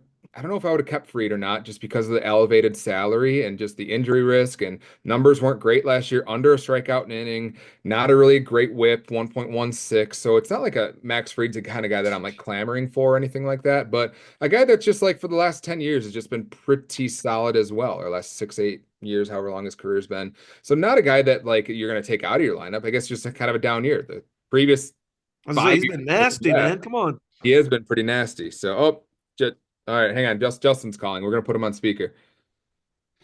You're calling into the Boys of Summer pod. This is the Wahoo Maniacs on line one. Hello, hello. What's going on? Hey, nothing much. Just got done freezing my balls off at the St. Patrick's Day parade here in Colorado Springs. Attaboy. You have any trade reactions or any roster reactions? Anything you want to talk about that you want on the record on the airwaves? Have you traded Baz yet? I have not traded Baz yet. You're live on the Boys of Summer podcast. You know this, right? Okay, all right. No, I've not traded Baz yet. Baz is priority number one, who I'm trying to trade right now. I don't need Baz. I want Grant or Clay Holmes in my lineup. No reactions yet. Just ready to get everything going here soon. We haven't gotten to your team yet. But do you think the draft went well for you? The team's in a better spot than it's been in the last couple of years. I thought I rounded out the roster pretty well. Annalise Garcia was another piece for the offense. And then Jones on the pitching staff, I felt like that was a little bit of an overpay for what his value was set at in some of the draft places. But if he replicates the strikeout numbers, I'm feeling pretty good. And then I was absolutely stoked to get Strider. So I bet you were. Eric was pretty keen on your Strider acquisition there. Oh yeah.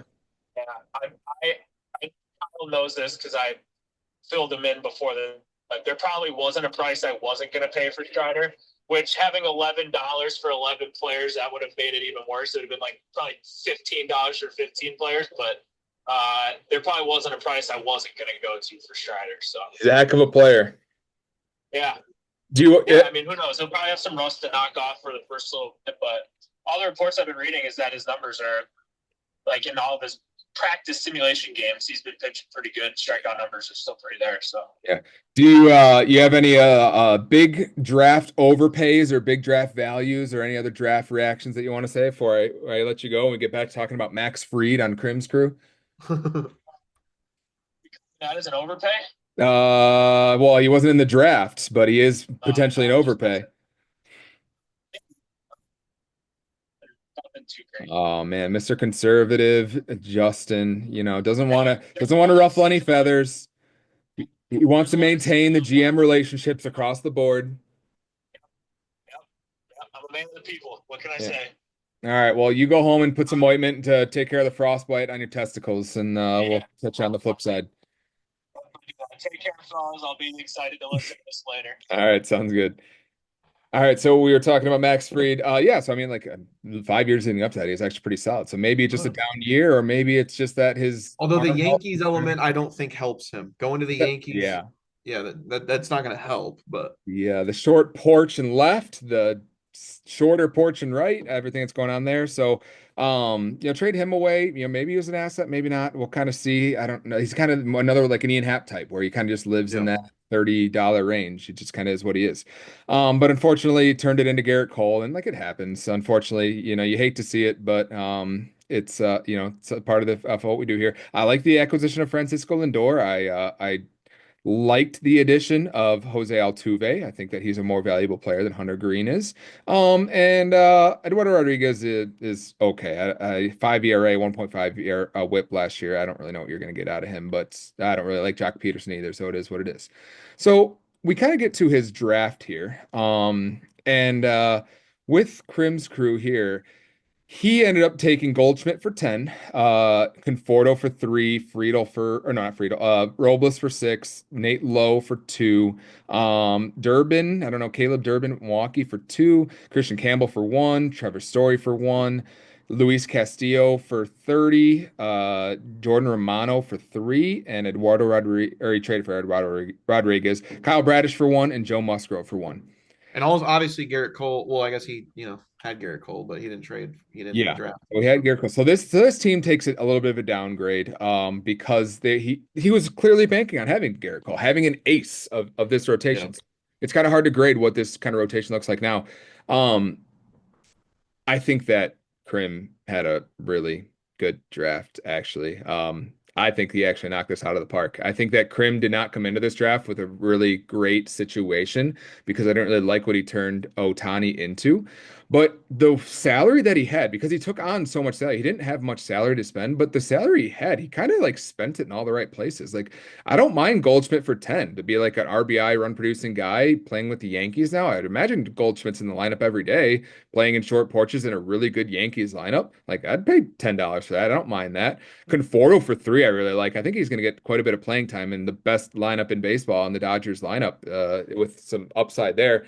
I already talked about how I really like the Victor Robles for 6. He's gonna be a leadoff man for Seattle, getting you, maybe 30, 40, maybe 50 stolen bases over the course of a full year. Nate Lowe wasn't great last year, but for $2, $2 is $2. He had a really solid year the year before that. Maybe he can kind of get back to that. Not a big home run guy, but solid OBP guy, going to be a run producer. 93 RBI, or no, not 82 RBIs the year before.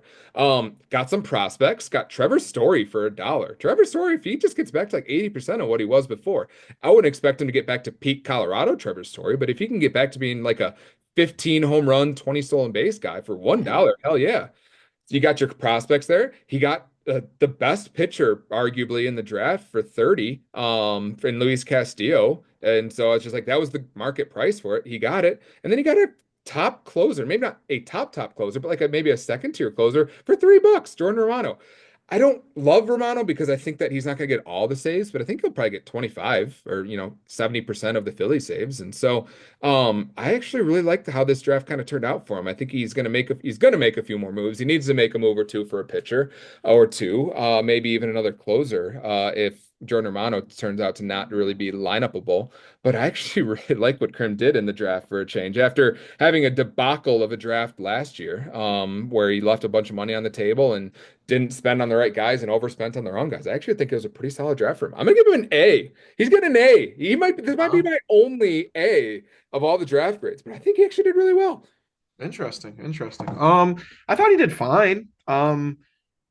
It's just tough because we're grading him obviously on what he went into the draft with and what his position was. But again, I'm going to harp on it again. I know Albies and Bregman probably go for around that price if they're in the draft. But if you could have just said, "Hey, you have Otani instead," and you could have not only kept, you could have had Otani. Now you could have added maybe a Julio Rodriguez or a Fernando Tatis or something along those lines. So it's tough to see how the money moves around. But we got to talk about what he did.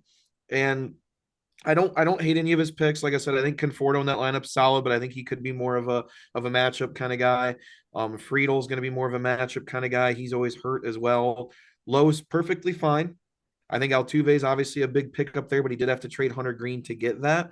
I think his roster again, it's solid. I think his offense is going to be one of more in the top half than the bottom half. But we talked about ADP rating, and he's got one, two, three, four guys that are past 200. So there is possibly some weakness there. He's got two prospects, so it's not like he can just fill those roster spots just instantly. Yeah, Um, not guys you can drop. yeah, exactly. So I think the rotation's actually one of his most balanced areas because I think, but again, he's missing that. Obviously, it's apparent, but he's missing that ace. He's missing that Garrett Cole You that can't hold it obviously against makes them, but yeah, it unfortunately. makes it makes the team look a lot better. But even still, I know this might sound crazy. Even still, without Garrett Cole, we're talking Kikuchi's the opening day starter for LA. We're talking Bradley could take a step. Not Barrios was saying very much. sure, That's not it isn't saying much, but was very solid last year, was second or third in quality starts. Taj Bradley could so I actually still don't hate the rotation, but with Garrett Cole, I would have said this could have been a top sneaky 5 or 6 rotation throwing in Mason Miller in this, but obviously the Cole thing sucks. It does. I don't know if I'd go as far as to say I love his draft. I think he did fine.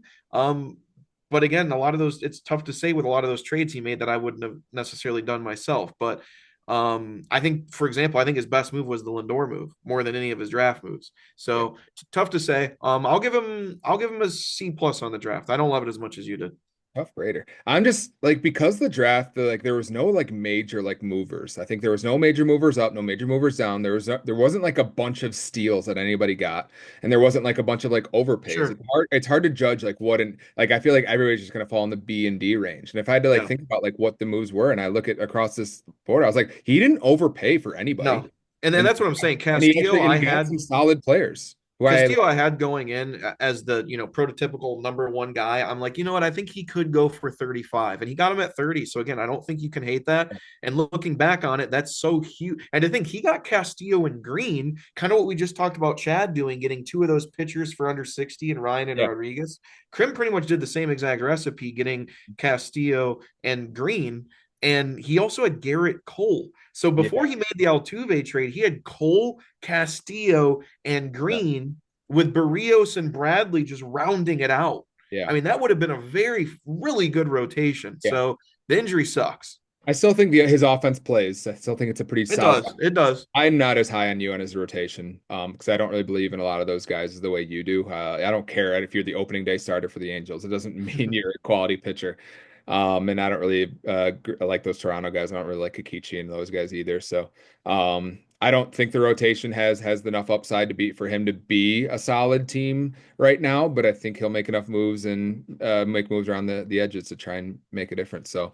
Um, I like it. I think he improved, but he's just going to kind of be in that blob. I think in the 6, 7, 8 range. As a fringe Right. playoff. All right, so we're gonna move on to Dane's crew. Dane's first year back in the league here. He's made 5 trades. He traded away Ha-Sung Kim and acquired Paredes, who could have seen the trade coming. He did that in November before the Cubs traded him, and now he's like a top trade asset. I know a lot of guys have been clamoring for him. He won't trade him to me. I keep trying to get him because I think he's gonna be a good RBI guy. He traded away Corey Seager to get Bryce Miller, so a better offensive guy, but cut some salary to get a pitcher. He traded away Gunnar Henderson for Devers and Teoscar, so he improved the offense. He kind of undid the Corey Seager trade, where he traded away the offense to get the better pitching value. Here, he traded away the better value to get 2 solid offensive pieces.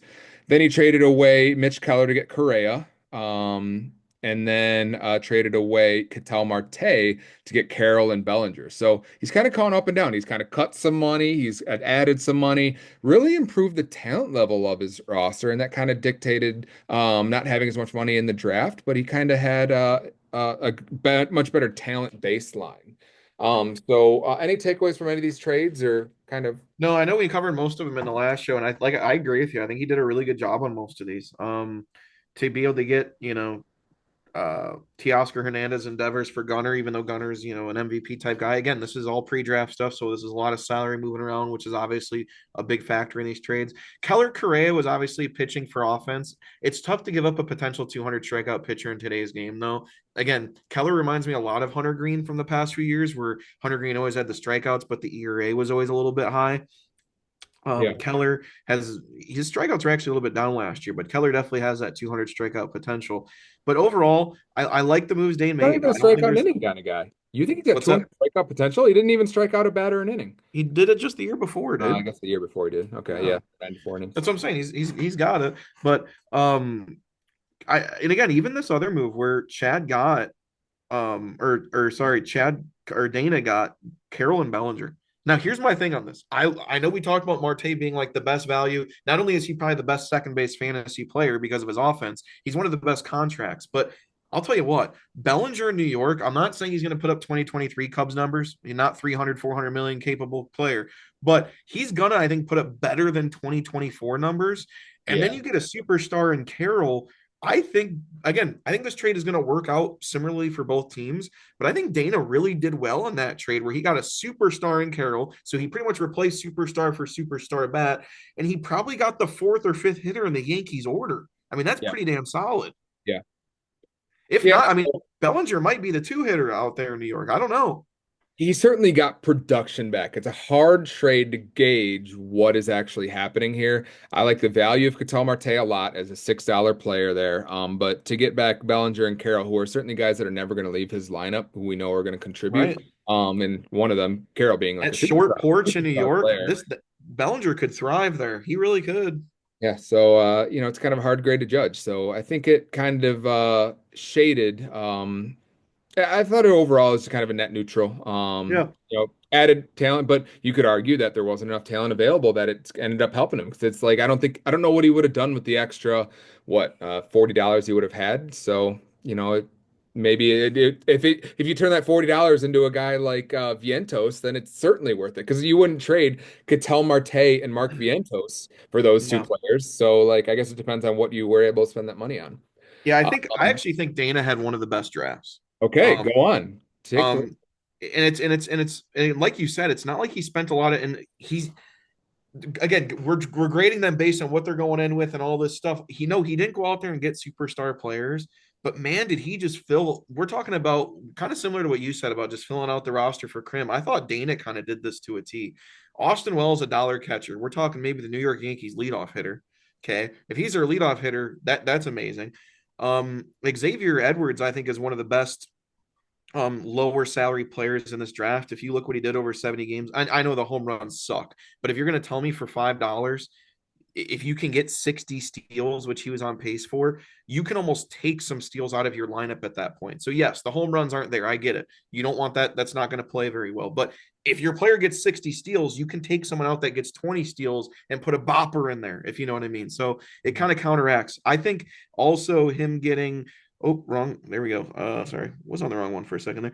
But like I said, the trades he made, I thought Lawrence Butler at 19 was one of the better values in the draft. Jackson Merrill at 30 might have been a bit of an, I think, again, I don't think he was a $30 player last year, but he's in year two. Those numbers increase. He's a $30 player. The thing I actually liked most about Dana's draft, his bench. I think he's got one of the best benches in the league because we're talking guys that are all in the 200 to 300 range. McCarthy's 20 steals. Evan Carter was a $25 player last year that is very similar to the Nolan Jones pedigree, top prospect, still only 22 years old. Correa is just chilling on his bench as a possible 20 home run, 80 RBI bat. Nolan Schnall is going to hit in the middle of that Angels order. I think as a $1 player, that's a very good. I just really, again, no, he did not get superstar players. Justin Verlander at $2 could bounce back. Darvish might bounce back at $6. I like a lot of what Dana did. Again, he didn't go in with much money, but I don't hate any of the values he got. There's nothing I can point to where I'm like, ugh. I think the Jimenez, and I know we mentioned him earlier, but for $5, I think Dana went in with very little to work with and did a lot with that very little. I don't like it. I thought from a draft standpoint, from a value standpoint, he did okay. I'm okay with Merrill at 30. A lot of upside there. Maybe could even be like maybe even superstar potential based on what he did kind of in spurts last year. I could see Jackson Merrill being a second round pick next year. He's 36 ADP this year. I could see him being like a top 20 player at the end of the year. I could see it. Lawrence Butler, kind of the same thing. Is he going to repeat it? He's 24 years old, so kind of he's not middle age or anything like that. He's not like Rooker, who kind of broke out at 30. So, I mean, he has pieces here that are pretty solid, but what I don't like here is I don't really love the way some of the pieces are coming together.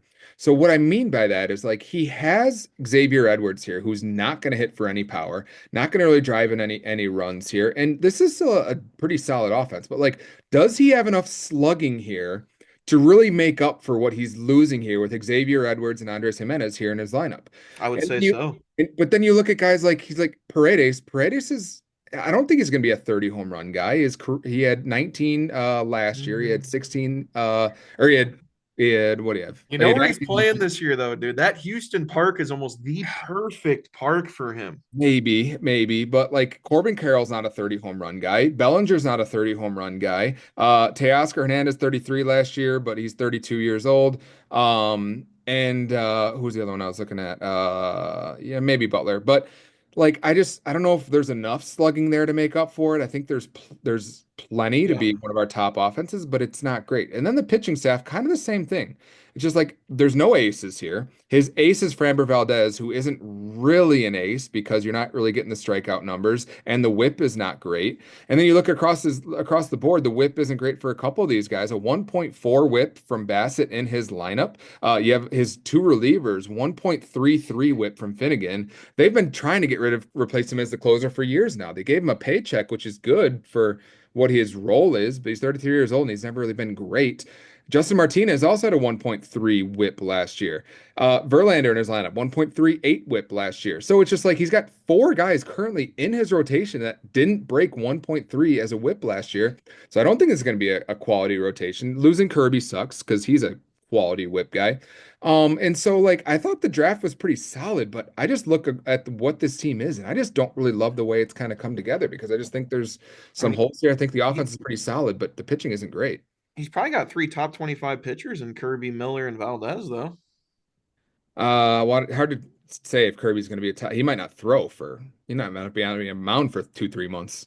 Maybe. I mean, we'll see. I mean, it's tough to say though. Like I said, we didn't know that going into the draft though. So I don't know. I thought Dana did a really good job of filling it out without really having much money to play with. I don't really hate any of these.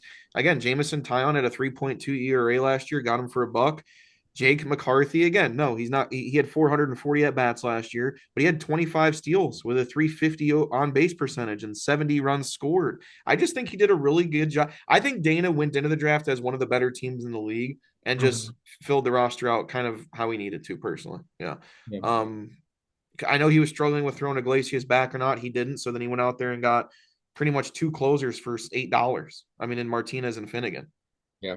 I mean, So we're assuming that Martinez has the role, and we're also assuming that Finnegan keeps it. So, I would assume he has the role. I mean, he was nasty last year.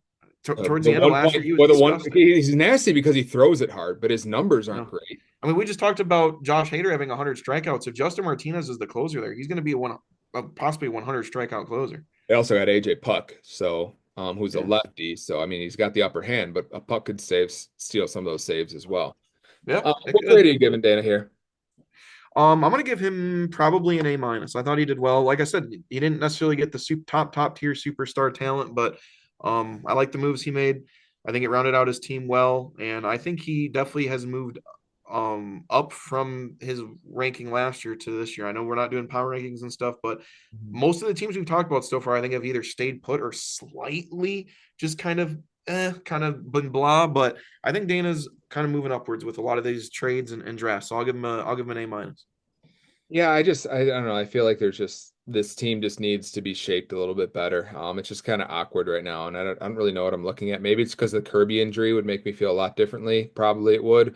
But yeah, I just think there's a move or two that needs to be made here. I'm gonna give it a B just because I thought it was above average. I thought it was solid, but I just didn't really love. I don't love how it comes together right now, and I just don't have confidence that this is going to be one of the top teams at the end of the year. Sure. All right. Next, Dex, who had the probably the biggest uphill battle to climb. He only made one trade this offseason in January. Much shame. He traded away Max Muncy, got back Giancarlo Stanton and Nick Lodolo, which looking back on that, I really don't like. I did a little deeper of a dive into what Max Muncy is and what he provides. Over you like average over the last 4 years of Max Muncy at 36 home runs, 21 home runs, 36 home runs, 15 home runs, kind of like an every other year kind of thing. But the counting stats are good. The RBIs, the runs are good. The on base percentage is good. You're not getting any steals, but this is basically like if you average out the last 4 years, this is basically like what you're getting in like a Corey Seager or like a Rafael Devers. Like, and we don't really consider that. He's not even like But we do know the at bats are going to continue to drop probably year by year a little bit. I wouldn't say that. I guess he's never had a 500 at bats in a season, so I guess you can say that. But like even in the seasons where he doesn't get 500 at bats, 482 and 497, he still had 36 home runs in both of those seasons. So yeah, he's a big platoon guy, but like he really takes advantage. And like there's gonna be times where like he might get subbed out in the eighth inning if they have a lefty coming in, where you lose out on some of those at bats. And he usually battles some injuries and he's not getting any younger. But I mean, from a raw production standpoint, it's hard to argue with two different seasons of 36 home runs and 94 RBIs. Yeah, no, it's very solid. Yeah. So it brings us to this team here. So we said we like the $36 for Freddie Freeman, three for Castro. You like that one. Noelvi Marte actually didn't even make the roster, the opening day roster. I think they sent him down, right? Yeah, to AAA. So he's got a starting second baseman or starting third baseman right now that's not even on a major league roster. The only other one he had. Norby will be solid though. I think Norby will be. Who's he have on his bench? I guess Norby. Yeah, I guess he can hope he could be solid. Then he also drafted Tovar for 11, Riley Green for 25, Santander for 38, Springer for 12, Bo Bichette for 17, Burleson for 6, a whole bench, Bush for 5, Dylan Moore for 4, Norby for 4, and Gurriel for 3, who I actually kind of like there. Then he had Bowden Francis for 6, Josh Hader for 25. And that's the only pitchers he drafted. So he had a lot of work to do. He had a lot of money to spend. He had a lot of work to do. How do you think he did? I actually thought Dexter did pretty well. It was a tough spot to be in, a fun spot to be in with how much money he had. Again, he went into the draft with $60 more than anyone else to play with. That was an insane amount. That's why if I was Dexter heading into the draft, I would have guaranteed myself I was going out with one of those top three hitters because he could have spent $50 on a Tatis and Acuna or whomever and still had more money than anyone else. So there was no reason not to. So I knew Dexter had the money to play with to kind of control this draft and go in there and do that. He obviously struck early with Hader. He struck early with Santander, Riley Green, obviously throwing his money around a lot, Freddie Freeman. So he definitely went in there and got superstars. Again, this team did have a high upwards battle to climb a hill. And honestly, looking at this offense, I think it could project as a top half offense. I really do. I don't think there's necessarily a huge weak spot. Um, I know you mentioned third base and stuff there, but I actually think he's also got one of the better benches. I mean, let's not forget he's got Michael Bush, who's going to be hitting fourth or fifth in the Cubs order, just chilling on his bench. I He's don't know got if he's Young going to do anything about it though. He doesn't really trade a whole lot, so I don't know what he's going to do with all this depth. Yeah. Connor Norby, again, a guy, Nico Horner, who's a 25-30 steal guy, Gurriel, who's going to be hitting in the middle of the Arizona lineup. So I like the moves Dexter's made. Again, we can talk about how he maybe overpaid on Santander. We might have wished it was some other player. But getting Tovar for $11, Willie Castro for $3. Again, like you said, I don't love the rotation. I do think it's still missing that ace. Even Yamamoto, I wouldn't quite classify that six-man rotation. Didn't quite get the big work last year. So yeah, I do think this team's missing some pitching. There's no doubt about it. But I think the lineup can play, but the pitching's got a lot of work to do. But again, he's also going to stay in it and head to head a lot because we could argue he's got maybe one of the best, if not the best, closer combination in Hader and Helsley. Helsley was ridiculous last year, so it's an expensive closer combo, but it's definitely one of the best. So, in a head-to-head perspective, if he can win 3 to 4 categories a week hitting, and then one or two pitching a week, he's going to be not an easy get. Eric, Eric, Eric. I disagree. Now, I have to be a little bit fair to Dex here because we both acknowledge that it was an uphill battle for him going into the draft here. I just don't really like the way this was executed at all. De Dex had he knew I would have to assume he knew that he was behind the eight ball here and that he knew that he had a really uphill battle trying to be one of our top teams this year. He really needed to get everything right.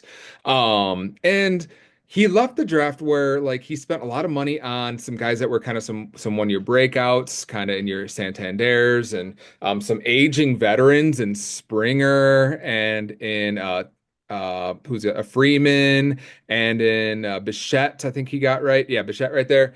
Oh, he's only 27. I thought he was older. That's what I'm saying. So Bichette could be one of the biggest prime yeah. breakout guys again this year. And so like he left this draft where like his starting pitching is awful. He already had a top closer. What do you need two top closers for? He already had Helsley, who had 49 saves last year. It's like he could have gotten just a guy that was he could have gotten a Jordan Romano for three, because even if Romano doesn't get every save, he's still probably going to be near the top of the league in saves if you have And Helsley, that, a guy like Romano. and that's where I would have almost preferred instead of the hate. And again, Hater was early, so it's tough to say Yeah. that looking back on it. But if it wasn't Hater, maybe the 30 on a Castillo or the close to 30 on a Joe Ryan would have fit this team better. Yeah, so I'm like wondering, like, okay, why not just take the extra $23 and then allocate it somewhere else? And it's just like, why was he not in on Acuna for 40? Like, this is the team where it's just like, well, I'm gonna see what I have, and if I'm good, maybe I'll go for it. If I'm not good, then I'll probably just sell again and then try and build for next year because he didn't have a lot of assets this offseason. But like Acuna is the exact kind of guy that this team needed. Yeah. Like, he didn't need to And maybe Strider. for Julio, but yeah, an Acuna or a Strider is what this team needed. But instead, he spent all of his money on like aging veterans and like hopeful breakouts and stuff. And then he built out the depth. He didn't draft any prospects. So I don't see any single prospects on this team. Like Peter loves drafting prospects when he's like in the middle of like a championship run. And then like other teams draft prospects. Why do you draft any prospects? So I really don't like what he did overall, despite liking what some of the I don't mind the Willie Castro. I like the value of Freeman. And I I guess you could talk me into Riley Green, but I didn't really love the value of Santander. I just don't think that he should have been the one to take Santander. So, like, I just look at this roster. I'm like, this team doesn't really have a chance. I don't see a path to this team being a top five team. Even if the offense, like, if everything hits on the offense, like, he might have a decent offense. It's not going to be one of the best. He's missing steals. He doesn't have hardly anybody that steals bases in a league where almost everybody steals bases. And, like, you need like 100 stolen bases. It's not even like getting you in like the top half of the league anymore. He's got what, like 50 stolen bases, 60 stolen bases here. So he's going to be Probably close. 30 or 40 from Horner, maybe, but yeah. Maybe like last in the league in stolen bases. And then the pitching is not great either. So Yamamoto's not going to get a lot of innings. We don't think that maybe Alcantara's going to get some innings. Mixed reports there. Bowden Francis, you're banking on him returning what he did in a breakout last year. It's not great. I don't really like it at all. Despite coming in behind the eight ball, I just think that he needed a better direction than the direction that he took. And I just feel like he's playing for like ninth place. He's like, well, if I came in like 12th last year, if I come in like eighth or ninth this year, then that's like a win. Where it's just like, that's not a win. That's a big loss. You're just trying to be the Chicago Bulls of the NBA every year is what this team looks like. I don't like it at all. I'm going to give this a D. I'm gonna give him a B. Like I said, for going in with the most money, I'm sure there's a lot of optimal paths that each person kind of would have taken a little bit differently. Like I said, would I have preferred Acuna instead of the Santander at the price? Sure. Again, it's tough to almost. And I don't necessarily think it would have been throwing the season, but if he would have gotten Acuna for 40 and then Strider for around 28 to 30, talk about future assets, maybe being able to move or do trades like this because we know all that. But honestly, I don't really hate what he did. I don't. Ironically, he drafted enough depth to replace Acuna for the first month. Yeah. I mean, like I said, I think Bo Bichette at 17 could be a huge breakout. Riley Green I mean, like I said, I don't love some of these, but I don't hate them either. I think the offense is going to be in the top half. The pitching, definitely some work to be done. I think, like you said, I would have opted instead of paying big up for another closer. I would One have of these maybe gone pitchers don't work out. He doesn't really have the depth to replace it either. well, Lugo was amazing last year. So let's not forget that. Lugo was one of the best pitchers in baseball last year. I know that the name doesn't totally scare you, but he was very, very good. Yamamoto was good when he was on the mound last year. So I think there's some upside there. Again, it's not great. It's not top half. It's probably not even a top 10 rotation right now, but it's not danger zone. So overall, I think Dexter did well. I'm going to give him a B. Interesting. All right. So kind of big disagreement there. First one of the pod.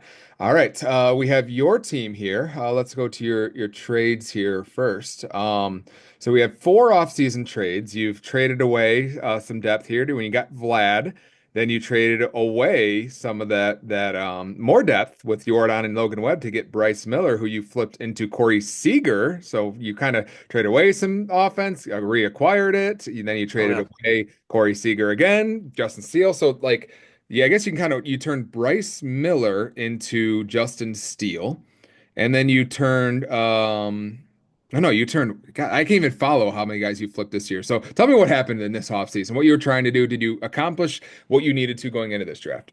Yeah, and I know we kind of mentioned this in the last show, but really that first trade, I wasn't certain I was keeping Rodon, and then I know I wasn't keeping Stott, so that I figured I was looking at it, and even if I did keep Rodon, I was essentially trading Rodon and Steer for Vlad. So I loved that every day of the week, which is why I did that. I knew at that point I had a lot of high price players adding Vlad, so I traded away Jordan and Logan Webb for Bryce Miller, who was a So top that's 100 essentially you player. turned Webb and Jordan into Steele, right? Am I following that correctly? Webb and in the last couple trades, yes, yeah, Because you turned Miller into Seager, but then Seager into Steele. yeah. You And the first turned trade I Webb essentially and turned Rodon. Alvarez into Steele. Yeah, Rodon and Steer, and then yeah, Vlad there. But overall, I liked it. Like I said, I also kind of did as we were getting closer to the draft. I did realize, hey, maybe I want a little bit more money to play with. That's why I traded Steele for Seager. I think it's a pretty, like I said, I thought it was an even trade for the most part. I think if Seager plays 130, 140 games, he's going to be in that MVP conversation. But I knew I needed a little bit more pitching with where I was, and I think it made sense. So I like what I did in the offseason. I had a little too many big contracts at the tail end of last year, so I knew I had to shrink that down a little bit, but I felt like I retained a lot of the star power despite that. Yeah, I didn't hate it. I did not like this trade for Justin at all, this Corey Seager trade. I thought you did very well acquiring Justin Steele. Very cheap guy. for Seager, and you came to Seager's defense in the group chat, but I just think that Steele's a much better value. Seager's the better player, but pre-draft, I much would rather have Steele for his dollar amount than Seager for his dollar amount. So I kind of liked what you did there and kind of set yourself up there. So did this draft for you go according to plan, or did it kind of go off the rails? Did you accomplish what you wanted to accomplish in this draft? It was an interesting one. There was part of me early that did want to go after like a superstar guy, but here's the way I was thinking, and I wasn't sure how other top teams heading into the draft were going to think about it. But I think I said at the end of last year, I think most superstars are being held.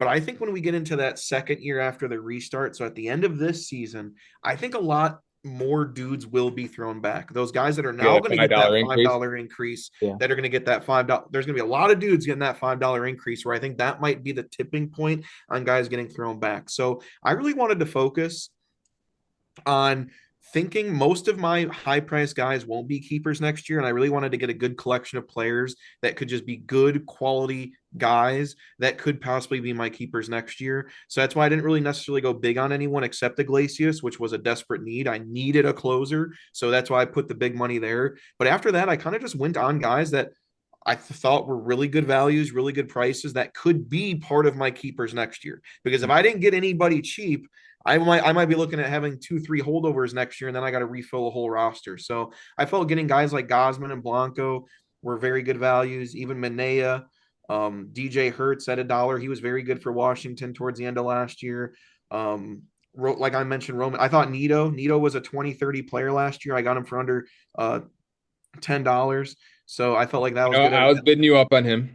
I know. I thought that was good at the shortstop position there. So I don't think I shook the roof by any means. Kind of like some of the other good teams, Bryce, Chad, yourself. I don't think we rocked the floor and made anything super splashy. But even a guy like Jung Ho Lee for $1, Luis Garcia for $6. I felt like I just kind of rounded everything out and didn't do anything crazy. I thought Gosman honestly was probably one of the better values of the draft as well. So I don't really hate anything I did. I don't think I overpriced. I don't think I did anything too crazy. Yeah, I mean, I feel like that's pretty solid. I feel like you had your lineup. You only had a few holes in the lineup, and you just filled the holes that you needed to. I think Jung Ho Lee is going to hit right in the middle of San Francisco's lineup, so he's going to have some RBI and run potential as well. I don't really love Brandon Marsh here. You're going to just kind of get your little bit of steals there. You need a few guys to pitch in to kind of counteract what you're getting from Ellie. You have several guys in here who don't bring a lot of to the table from a power standpoint. From Glaber to Lee to Marsh to Garcia. So you really are hoping that Schwarber hits 40 and Suarez keeps hitting, providing the power numbers and J Ram and all that Like kind of stuff. Vlad and Jose Glad. So, Ramirez. and I like Contreras a catcher because I think that now that he's playing first base, I think he's going to hopefully be on the field more from an injury standpoint and just from catchers don't play every day because they got to rest a little bit. So I think lineup, it's one of our top lineups in the league. I think you rounded out well, and then you're like, well, I feel pretty confident in my lineup, so you went after some prospects here. You went after a guy that's hurt. You're hoping that your lineup can stay in one piece, waiting for Neto. If you do lose a guy or two, though, if Lee ends up on the injured list, you're going to be scrambling. You're going to have you have to put some bums in there. So because you don't currently have a bench player to put into your lineup, and you're taking a little bit Yeah, of a but I'm Peter gonna have strategy three here. dudes. I'm gonna have three dudes going on the IL before the season starts. They'll be fillable. Yeah. So you're going to the waiver wire though. So you're talking not any top 300 guys. You're talking all guys outside the top Yeah, but 300s. my lineup's good enough where if someone goes down, I'll just you can Oh, is really that throw what he anybody said? in. And then I didn't love the 25 for Iglesias because I just don't think he's in that upper echelon. He doesn't strike out just under a strikeout an inning. ERA and WHIP were phenomenal last year, as good as it gets from a closer. I mean, outside Emmanuel Class A. But I just think that at 35 years old, you can't expect that from Iglesias, especially Sure. when he has had his struggles with WHIP in the past, with ERA. I mean, the previous 2 years, he had a 4 ERA 2 years ago. Last year, the ERA was low, but the whip was high, 1.18. And then this past year, just all of a sudden, it's just like, oh, 1.95 ERA, zero point 0.7 whip. What? That's not what he's done for his career. But if you combine what do you got McGill for 9, getting your 2 closers for 34. I think that's solid because I think that's one of our top closing duos for $34. I actually don't mind that at all. So you got some pitching depth here that you can maybe move around. You're gonna move some of these guys to the injured list, pick up some guys off the waiver wire. I think you're in a really good spot. So I do kind of like how it rounded out for you. I feel like this team kind of is pretty well balanced. And I think that the pitching isn't great. You got Logan Gilbert. You're relying on him to be an ace. And then after that, we'll kind of see if you can get a good season out of Steele. If you get Cy Young Steele, you're in great shape. But if it doesn't work out with some of these guys, I feel like you got some depth. So I feel like you're in a really good spot. So I thought I Hertz was feel one like of my better. I thought Hertz was one of the more under the radar ones too. I know everyone's kind of got their $1 flyer guys, but when he pitched for Washington last year, I thought he was really really solid, and I think he's going to take that next step. We'll see. 4.1 ERA, 1.26 WHIP, and over a strikeout inning, way over a strikeout inning, 106 strikeouts in 88 innings. So maybe it could be solid. Is he in the rotation, hers?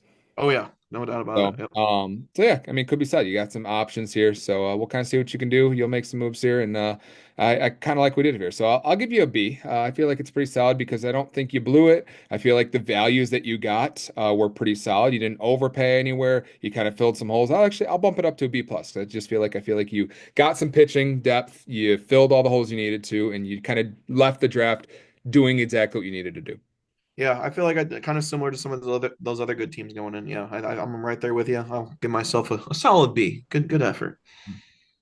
All right, next we have Lincecum prematurely. So this is kind of be like a tough grade here because this is a team that I was not high on pre-draft because of just the moves that he made. He had held a lot of players, kept a lot of players that were kind of uh, not great values in my opinion, and so he didn't really have a lot of money to spend. And we'll kind of talk about here in a sec about how his overall team looks. So he's at 3 trades. He gave away Vlad to get Rodon, Stott, and Steer. Then he gave away Miller to get Jordan Alvarez and Webb. And then he traded away Scherzer, Machado, and Freddie Freeman. So none of those guys were, I guess, was Scherzer kept? Trade. No.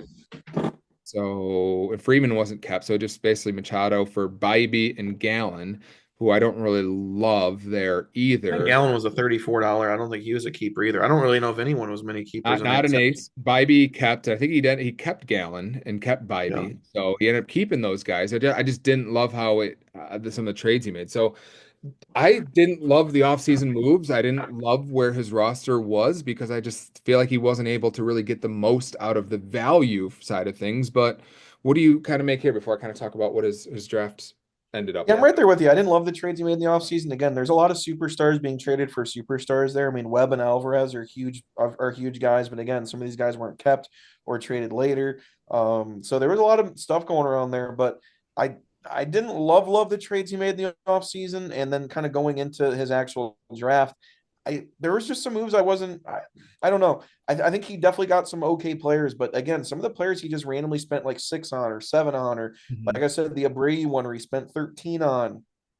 Um, Sasaki at 22 is actually probably, I'll be honest, the best move I think he made in the entire draft. Mhm. Other than that, I really wasn't thrilled with it. I think Jackson Jobe at 10 for being one of the top prospects is fine, but we're talking Jackson Jobe, who's probably, again, I'm not trying to toot my own horn, the 30th best prospect and a pitcher.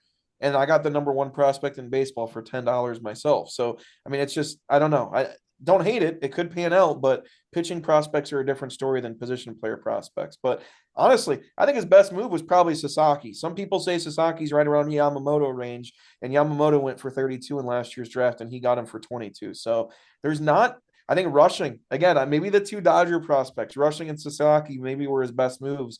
Other than that, I don't have a lot to love here. I don't love Arenado. Stott's okay at 12, not loving it. Fitzgerald, okay. What is there to really get excited about here with Jordan's draft? That's kind of where I'm at with it.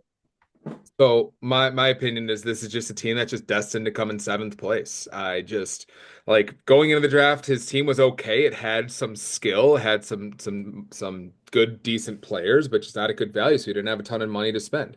And the money he did spend, he spent it poorly.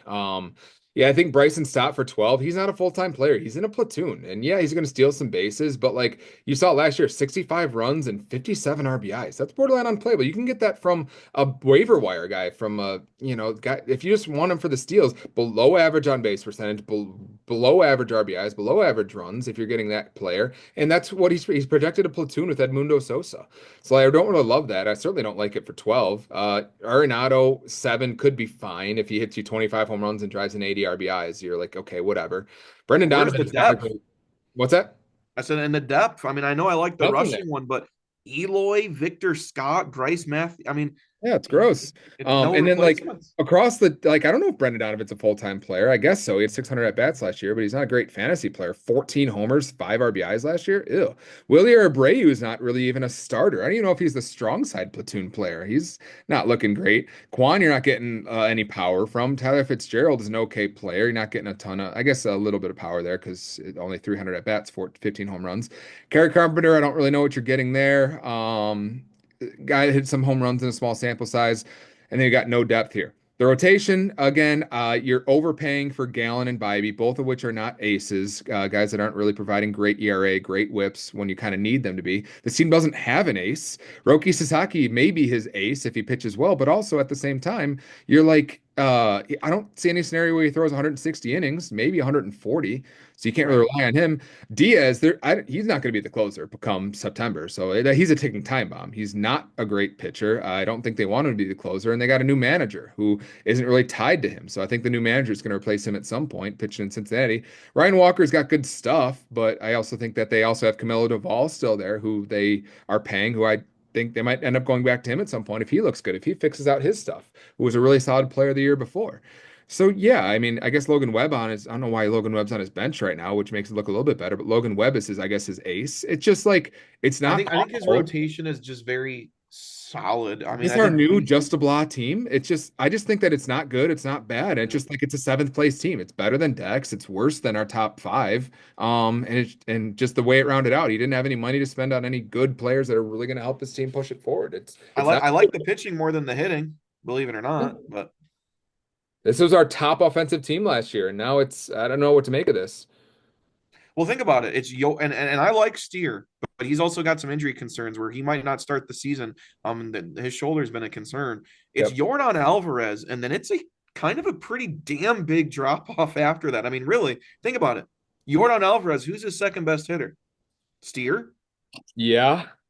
Volpe, maybe Volpe. I mean, that's not saying a whole lot. 293 OBP and 12 homers in a full season last year.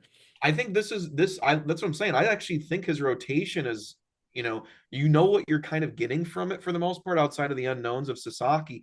I think it's the lineup that's I actually thought my team had low RBIs. This team has low RBIs. yeah. Well, you got Quan as a top of the order guy. You got Volpe as a very maybe bottom of the order guy. There's not a lot of guys that generate power. Yeah, and that's what I'm saying. I think Jordan, believe it or not, his lineup might be in the bottom 4 or 5. His rotation, I think, is going to actually kind of hold him together. I don't think it's a great rotation, but you just have very solid guys in BB and Gallon and Rodon, Sasaki, Webb. The lineups was what scares me. Yeah. And I don't know how he really does it because I feel like he needs an ace. And I also feel like he needs some lineup help and needs an RBI producer. And I don't know what he does to try and figure out those things. I mean, he'll Yeah. be active in trades, but we'll kind of see. Do I give this a better or worse grade than Dex? I feel like I'm gonna give it a worse grade. I'm gonna go D minus just because I know it's gonna fire him up. He's not gonna love it, but he's gonna say fuck you and whatever else. But I think I don't like this. I don't like it at all. I don't like the moves he made before the draft. I didn't like his team going into it, and he certainly didn't help do himself any favors with the draft here. Yeah, I'm gonna give a D myself. Well, my worst grade so far. Sorry, Jordan. Use this as ammunition. I know you will. You can Yeah. hate both of us now. I usually actually have liked and supported most of Jordan's moves, but I can't say I do so far on this one. I think his team, from being a top 4 or 5 team last year, competing in the playoffs, getting it done. I don't know. I think I like Dana's team enough where I think that might be the big switch. So we'll I'm gonna see. say it. I'm gonna say it. Not a contender. He's not gonna like that. He'll be competing for the wild card, I guess, but yeah, not a contender. All right, we have Pete's team next. Only made the one trade. He turned Garrett Cole into Austin Riley, so Great GM of the foresight.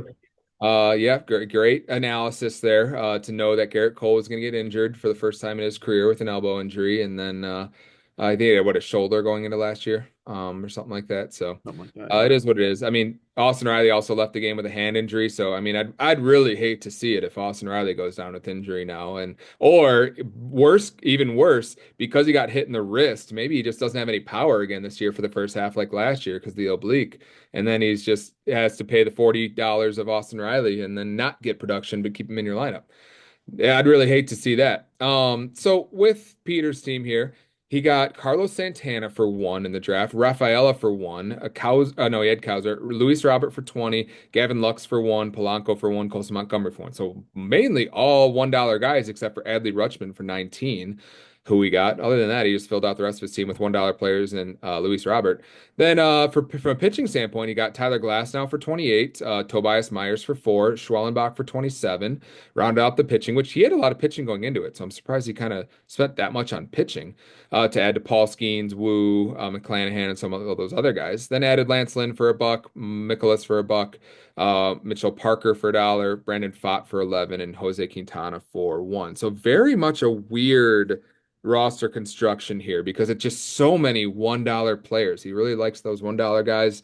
I don't know why he just decided to spend 11 on Pfaadt, but he's gonna have to wait for Shohei Ohtani to come back. And for him to add two top pitchers is kind of weird because I thought his pitching was pretty solid going into it. So as you look at this roster, what do you see? Do you think he did well in this draft? I thought he did okay. Obviously, we know Peter needs depth because he never tends to make trades when things are starting to go downhill for him. But I think the offense is very boomer bust, and I don't. I'm an Adley Rushman guy, but I'm right there with you. Spending damn near 20 on a catcher is that line where it's just too much unless they are playing 150 games, which he has. So as long as he plays 150 games, that's fine. But Thing about again, Will Smith is Will Smith is not going to play the games. That's why Will Smith was valuable 2, 3 years ago.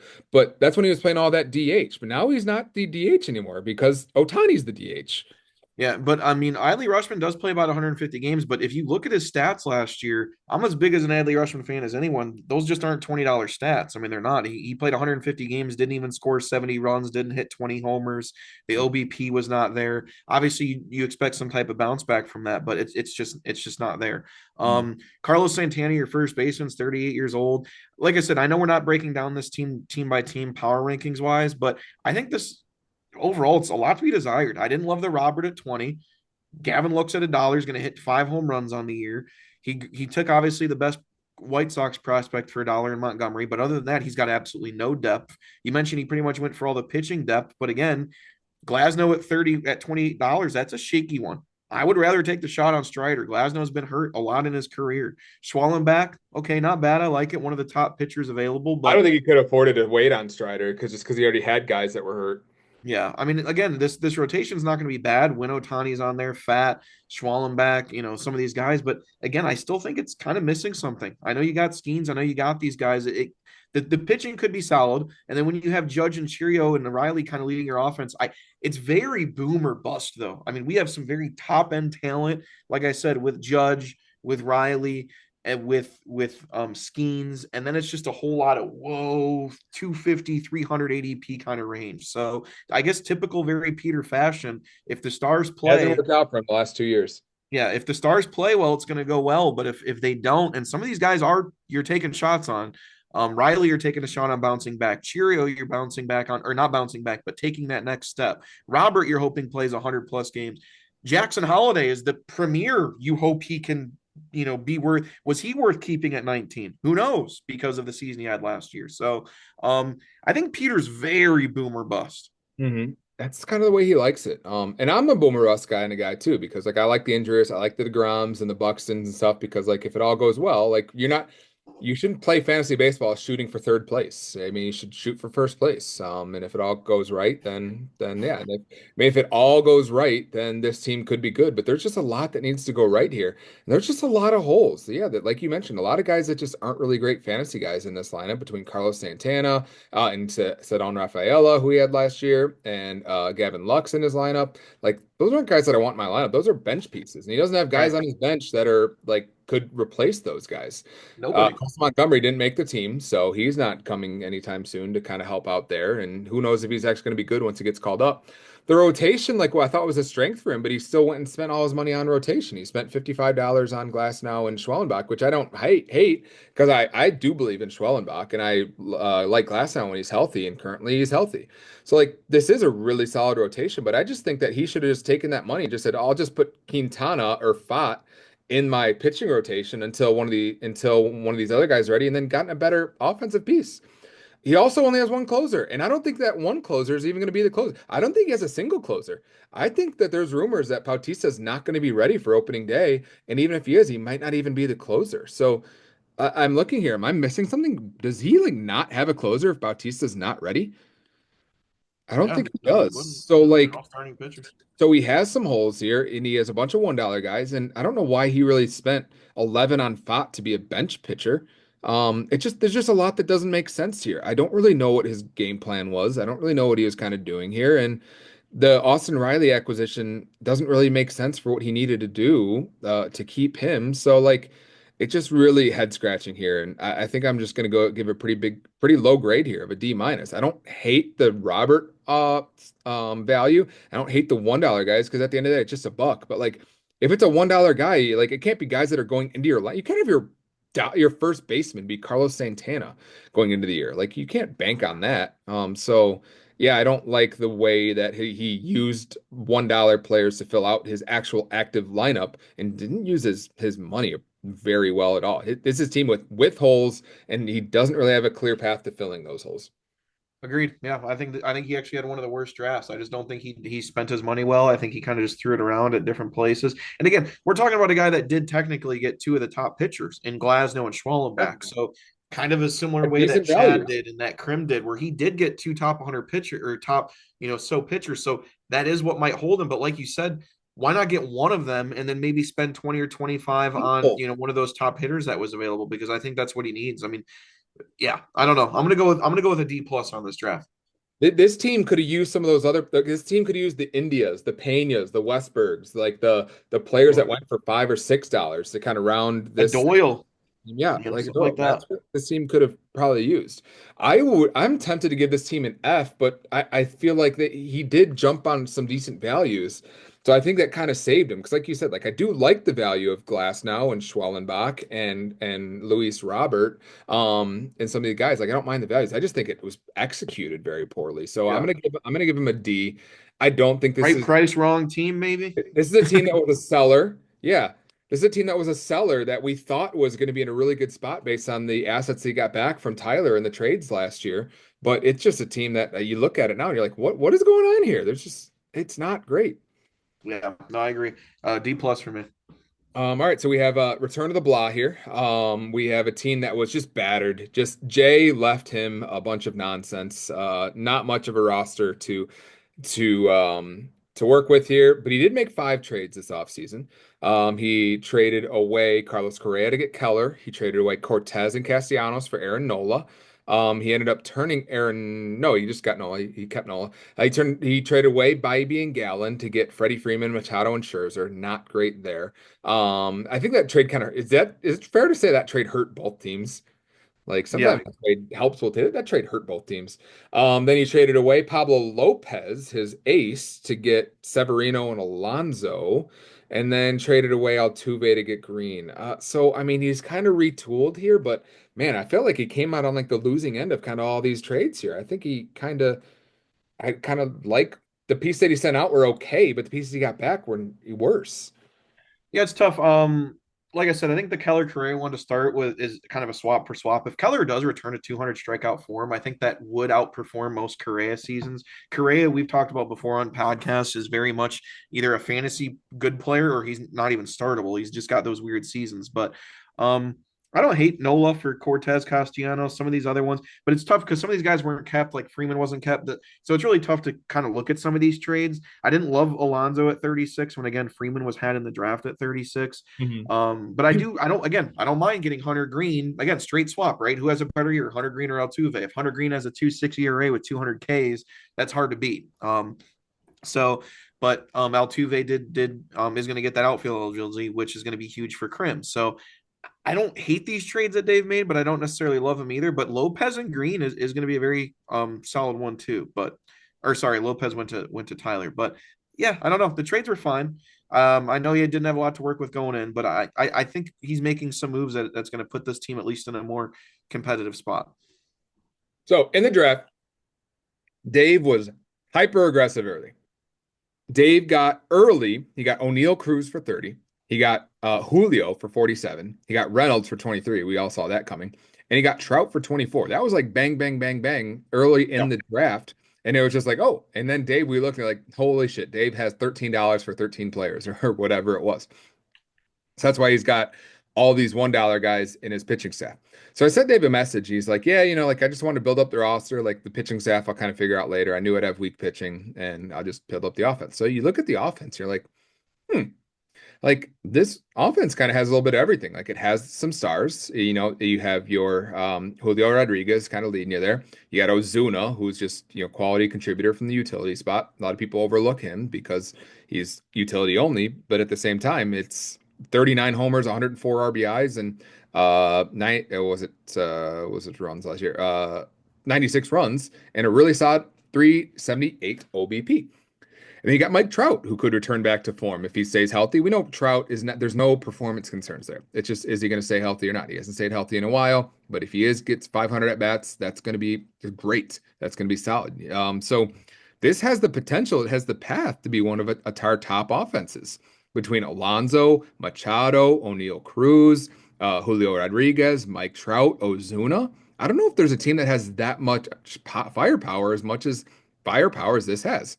It's got some speed between Julio. I don't know how many steals Trout's going to get. O'Neal Cruz has some speed. Frelick has some speed. Machado has a little bit of speed. He's kind of banking on a few guys to pitch in here and there. It's not a great speed team, but I feel like this offense is really actually pretty solid. But as, as good as the offense might be, this team can't go anywhere with this kind of pitching staff of what we have here. He traded for Hunter Green and Aaron Nola, which is like, okay, I don't know if you consider them like aces anymore. From an Aaron Nola perspective, especially with the 3.57 ERA, 1.2 WHIP last year.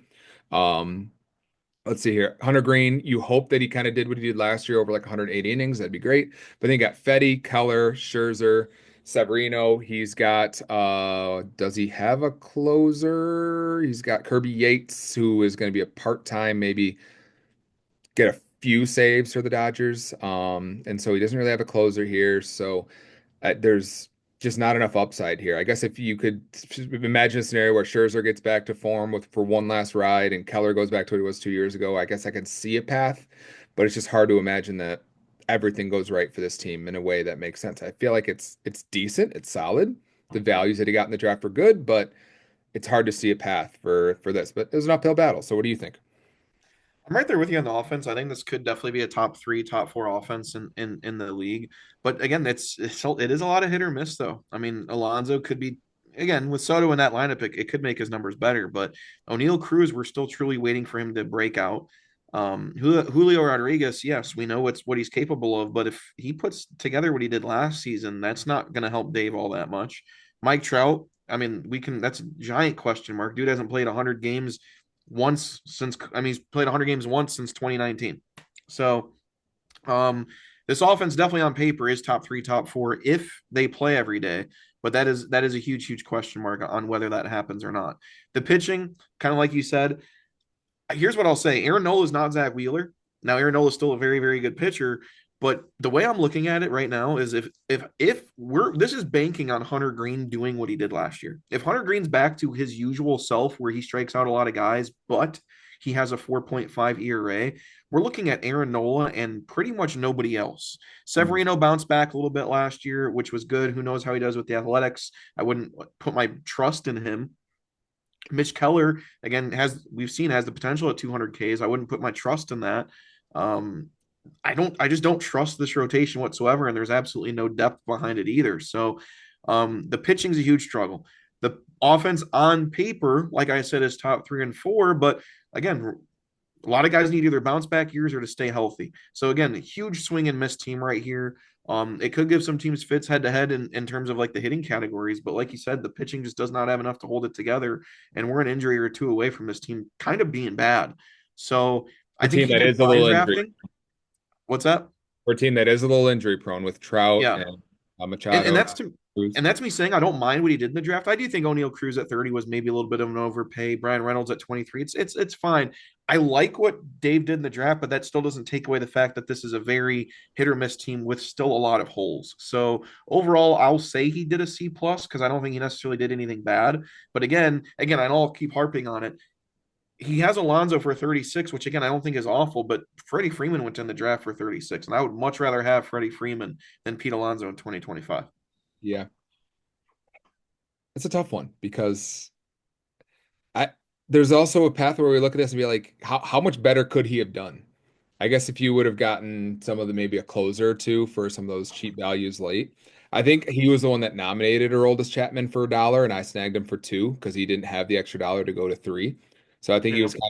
was he was a little powerless there, loading up on the offense. And so I think I think if I think something like going after again, this is way easier after the fact, but instead of 47 on Rodriguez, maybe 22 on Happ and then the 25 on like where Jared Jones sat, right around there would have maybe, maybe but made this team which balance out which a is little bit easier better. to find on waivers, good pitching or good hitting? Because I'd argue good pitching. I mean, all he needs is like two of these guys to break out. Like if Ryan Weathers breaks out or JP Sears breaks out, then it kind of changes. He's just like, well, now I have Nola, maybe Scherzer goes back to form while he's healthy. If I go Nola, Keller, Scherzer, Green, and then I just get one of these guys to break out, maybe his rotation will actually be okay. He'll still need closers, but maybe it'll just be like serviceable. If you can just have an average rotation and then a pretty decent offense, maybe this team does creep into like a 4 or 5 spot. I kind of like the position he's in better than I like Peter. I think I like this team better than I like Jordan, but I think the floor for Jordan's team is a lot higher, but the ceiling for this team is a little bit higher than Jordan's.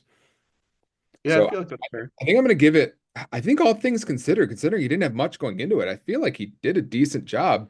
I'm going to probably give it like I'm going to give it like yeah, I don't even know. I guess a B. I've given a lot of B's so far, but I feel like this team needed to do a lot of work, but at least Dave gave himself a path here to be relevant, where it Well, it's was crazy too to think that he did also have Altuve and he traded for Hunter Green. We're talking about a rotation that's iffy to start with, and he had to make a trade to make it even less iffy. I mean, the offense was technically even better with Altuve, so he really went into that draft focusing on getting those big superstar bats. yeah. All right. So I'm gonna next go C plus. C plus. Okay. Next, we're gonna go sliding into the DMs. We had no trades. Man, Chris, come on. Get your head out of the gutter. We need you on the trade waves here. So no trades to talk about. So a little bit of quiet draft. He took a big period off. He didn't really get any players early on in this draft. He kind of waited and waited and waited, and let's see what he ended up with. He ended up with a $1 Jeffers, $5 Hoskins, $26 Vientos. Ugh. We have a $9 Mullins and $8 Elliot Ramos. We have a $5 Gorman, $1 Josh Bell, $2 Parker Meadows, $1 Taukman, $6 Luis Heel, rest in peace. A $1 Bayo, $2 Bobby Miller, $6 Kumar Rocker, and a $1 Joel Payamps. What do you make of Chris's draft? I think is you can argue the worst one. Um, Ooh. I mean it's pretty brutal. He went into the draft, I think, with some of the least amount of. Here's the thing: Chris's team wasn't very good last year. And I think he went into the draft with the least amount of money or second least amount of money. Mhm. If you weren't good last year, Running it back. yeah, Chicago Bulls if you style. weren't good last year and you're going into the draft with pretty much the least amount of money, something's not adding up. So to me, he went in in a negative position, and then his most expensive player he got was Mark Vientos for $26. I mean, Vientos played 111 games last year, and yeah, he hit 27 bombs, 71 RB. But I mean, that's not a $26 player. And then after that, there is not a single guy outside of I do like Helio Ramos in San Francisco, but it is hitting in San Francisco. I do think Nolan Gorman bounces back. I actually think that's going to be one of the surprise players this year. Very good value there. But outside Parker Meadows, maybe in Detroit, but he's got some injury concerns. But outside of that, I don't like anything really that Chris did. I really don't. I mean, you're taking some shots on some prospects and Kumar Rocker and Meadows. Um, I don't like the team, man. I mean, this offense is not good. It's Yelich, Witt, and Simeon, and then a whole lot of we hope so. And then the rotation is Crochet, Peralta, Cease. I mean, the rotation's got something to be desired here. I know Gill being out kind of really puts it on a drag. So the rotation is going to keep this team breathing, but there is pretty much two hands choking it out right now. I mean, this is to me, I just don't think he did well in the draft. I really don't. Mi familia. Chris. It was not great, my guy. It, yeah, I feel like he got a little bit stubborn. I feel like he got too patient. I think he was kind of waiting to strike. And I feel like there's a metaphor kind of somewhere in there where he is just kind of waiting to strike, and then just the opportunity just passed. And then it's just like I guess I'm gonna spend $26 on Mark Vientos. Let's start with the rotation because the rotation's not bad. If you start your rotation with Dylan Cease, Garrett Crochet, and Freddie Peralta, and then you have two top closers, maybe not in that top tier, but like second tier closers in Duran and Munoz, I feel pretty good about them being in their roles and being quality arms to contribute to ERA and WHIP and strikeouts and all that kind of stuff. So like those five pitchers there, like are solid. Luis Heel, I think he was hurt going into the draft. He got hurt like that day or the day before. I think if you knew what he knew now, you wouldn't spend $16 on him. That hurt. I'm not going to hold it against him per se. So if you can kind of slide Kumar Rocker in there and then you just put like a Clark Schmidt in there, I don't necessarily hate the rotation. It's not top because none of those guys are, what we consider like a top 10 arm. Maybe Crochet could be. Dylan Cease is kind of on like the fringe there. You're getting a lot of strikeouts there, but he's got three 200 strikeout guys here. And then he's got strikeouts coming out of his bullpen. So like this is a guy where he could afford to get like a guy that's going to be like an ERA whip help and who's not going to strike anybody out and he'll still be fine. Like look at how many strikeouts he has. Crochet, 209 strikeouts in 146 innings. Dylan Cease, big time strikeout guy. Freddie Peralta, big time strikeout guy, and is getting strikeouts from his relievers. So like I kind of like that. I just wish he would have gotten like a Kyle Hendricks or a Stroman or like that kind of guy who can maybe help him stabilize his ERA and WHIP, and then doesn't need to worry about strikeouts. So maybe they can do that via trade. But yeah, the offense is not great. I wish you'd have allocated some more money to the offense. I don't know how much money he had. Didn't sound like a lot, but it just seemed like he got too patient. And it's not like the offense is like, I don't know, it's pretty bad. Maybe one of the worst. I don't know if it's the worst, but um, not top in steals, not top in power. I don't think it really excels in anything, and it's pretty bad in a lot of different areas. So he's got Bobby Witt on the team, but that's about it. He doesn't have an. He got Simeon, who's a top 55 player. Vientos, who was drafted 98th, but after that, it's not great. So I don't know what the moves are here, but he's got a little bit of an uphill battle. I don't see enough here that could go right. He's kind of has everybody at kind of peak value. I'm not sure what needs to go right on this offense. I don't really see a path for it being like one of our top teams this year. He might, if the offense kind of comes together, could be more like a wild card team, but it's tough to envision. Yeah, I think this is one of the rougher teams right now. I just think it is. It's like I said, I do think there is potential with the strikeouts, with the pitching, mix in a few of those superstar hitters, but I just don't think the money was allocated very well. I think some of those guys that you got for $7, $8 should really be $2 or $3 players, and I think all that adds up over time. And the bench isn't very deep. I mean, Mike Talkman, Yeah. Parker Meadows is out for a while. Josh You're Bell talking is like about the Palatine pounder like that. yeah, Josh Bell's like a 13 home run first baseman at this point. You got a backup catcher. Like I'm surprised you didn't mention that as being like fantasy travesty. So I don't know. I just not a fan of it. Like you said, the strikeouts are going to be there with Crochet and Crease, but or Cease, but after that, it's real tough. So I'm gonna Yeah. go deep. He gets a passing grade. He's gonna get his transcript. He got a D minus. He's gonna pass the There you class. go. He's gonna hang around, but I don't see it unless Kumar Rocker and Bobby Miller come back and be really great. And this is like a top rotation it leads the league in strikeouts, and Right. it's just hard to see what's going to happen here. Maybe he can make a few moves to improve this offense, but just it's hard to see the path there. All right, Phil's team. You already said you liked Phil's draft. I kind of agreed. Phil, of course, he is going to make a few moves here. One, two, three, four, five, six Woo. trades this offseason. One with me, couple with Krim, couple with Bryce. A lot of moving parts here. He acquired Max Muncy. He acquired some pitching and Riley and Wheeler and Morel and Crawford. He flipped Riley into Max Fried to get some more pitching. He traded away Doyle and Singer to get Perez, his guy, Salvador Perez and Evaldi. Traded away Eduardo Rodriguez for Jack Peterson, and then traded away Jesus Sanchez to get Singer back.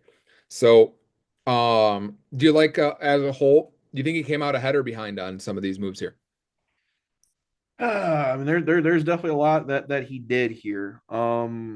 I would say for the most part he came in behind on these, just because, like I said, I liked a lot of the guys that he was giving away. I don't necessarily know if he got a lot of value back, but like I said, I think he had a better drafting season than he had a trading season. Let's just say that. Mhm. So, go ahead, talk about his draft. What do you like about his draft? I just feel like every time he went in there, he got good values everywhere. Again, I don't think he necessarily got anything that was like shockingly great, but I think to go out there and get Bryce Terang, who's a 50 steal guy, again, we talked about that second base position. I think he's probably what a top three, four fantasy second baseman. Bryce Terang with 50 steals last year, 60 steal. I can't remember how many he had a shit ton. 50. He was for $14. I felt like that was a great value, especially again when a guy like Westberg goes for 16. And I know they're different players, but if you're getting 60 steals and you at least have respectable everywhere else, that's going to play. Um, no doubt about it. So Dansby Swanson at 15, I think, again, was he a $15 player last year? No, but could bounce back. A Rosarena, I think, was right around that good range at 21. Dylan Cruz. James Wood's getting all the press right now in Washington for good reason, but there's also a reason Dylan Cruz was a top 10 prospect in baseball.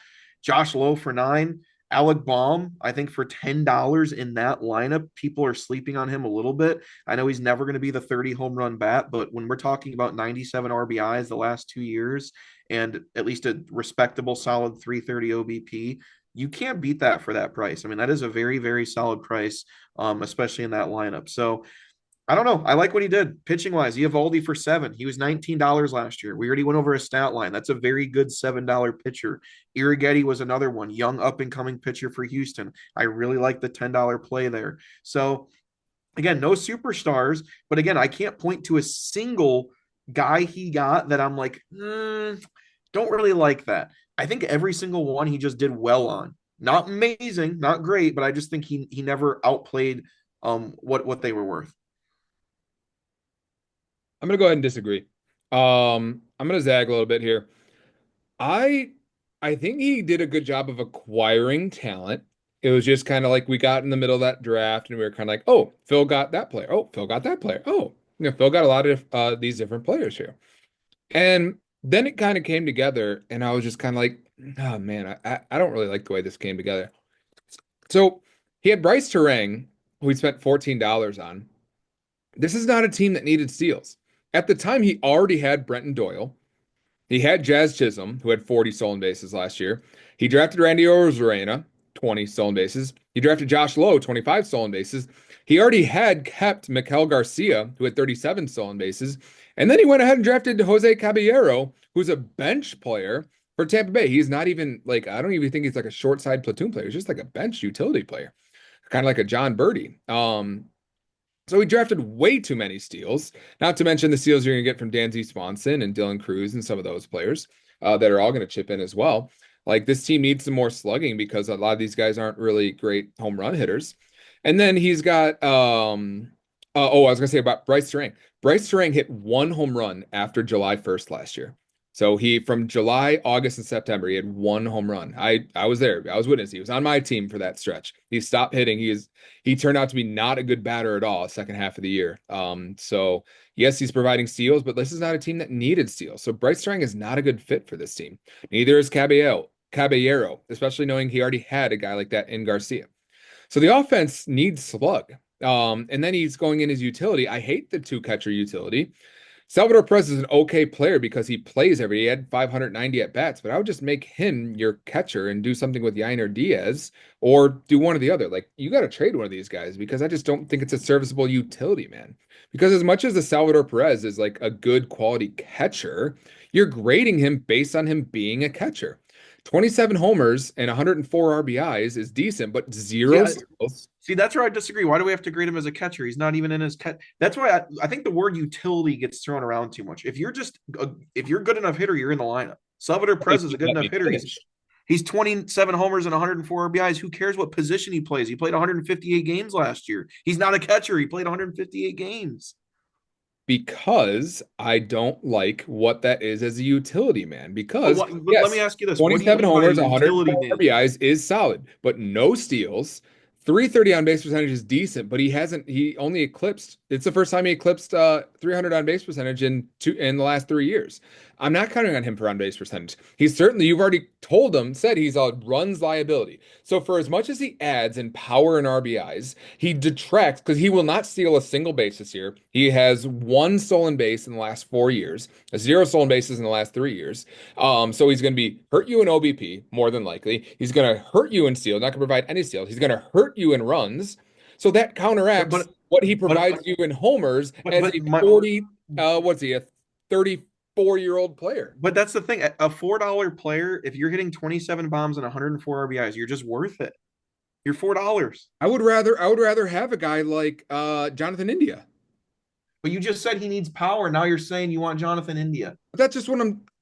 Yes, for his team, he does need And power and, and and I'm timing, telling you so right now, you're fine. crazy. You're crazy at the same price if you'd rather have Jonathan India. Jonathan India is your Jonathan India is perfect. a more productive player than Salvador Perez is by far. Jonathan India No. helps you in more categories because Kyle, there's a reason Salvador Perez is 108th average draft it's position and because Jonathan. he's a catcher. That's the point. No, You it's can't look at not. average draft position because catcher No, it's sucks. not. It's Yes, not because he's because a the catcher catcher. position is straight up ass, and you don't expect this kind of production out of catchers. Yainer Diaz is a top 100 player, and he had 16 homers last year. That's why we grade it the way it is, because No, no. Diaz is not a You want to top know why 100 he's a offensive top player. 100 Yainer player? Diaz is not a top 200 offensive player. I could rattle off Yes, 199 he better is. offensive players than Oh, Yainer see, Diaz. and then you're just wrong. Because if you look at his stats last year, the dude had 84 RBIs, 16 home runs. He No hit. I know we steals, don't go and at. okay I know on we base don't go. percentage. Hold on.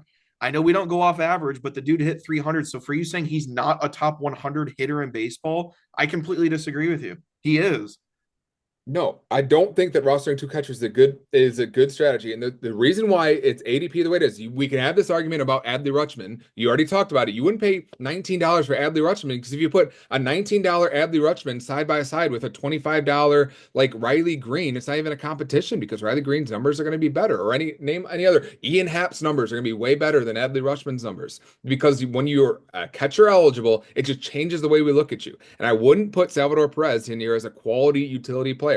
Yes, he's going to provide home runs and RBIs, and Phil needs that. But I would rather try and get more out of a trade. If somebody's going to value him as a top 100 player who needs a catcher like Justin or Both like of them had 600 whoever at bats else, last year. Both of them had 600 at bats. We got to stop using this catcher thing and even the whole utility thing. I don't want him in as my doesn't work. It utility never player. worked Like, out for anybody. what's No that? successful team has ever had catcher and utility and won this league. Well, it just isn't really much of a thing. I mean, There's a Phil's reason. probably got two of the top five hitting catchers in baseball. And trade one of them because they are valued as top 100 players. So they're valuable, but they're not valuable as a utility man. Hmm. I, So I don't know. I don't like a lot of these values here. Rosarena in Seattle was not great last year. So I don't know if he's going to rebound this year now that he's kind of hopefully settled in. Dansby Swanson is not a $15 player for what he provides, with the lacking in home runs and RBIs and on base percentage for what he was last year. He's an okay player. Terang just doesn't fit what he needs. He could have probably used another pitcher, although his rotation's okay. He's got Zach Wheeler and Max Fried, and that's a good start. Emmanuel Clase, the top closer, Hunter Brown, hopefully taking another step, developing what he did on the second half. But it's not a top rotation. It's not a top lineup. It has holes in the power department, in the pitching department. It's not a top rotation. He didn't come in with great assets into the draft, and he didn't leave and make the situation any better. I liked how he kind of added players. I just didn't like the skill sets that he added. I wish he would have been in on like a Jared Jones kind of player or something like that, to add to this rotation, and gotten more power instead of speed. It just didn't really make sense what his draft strategy was.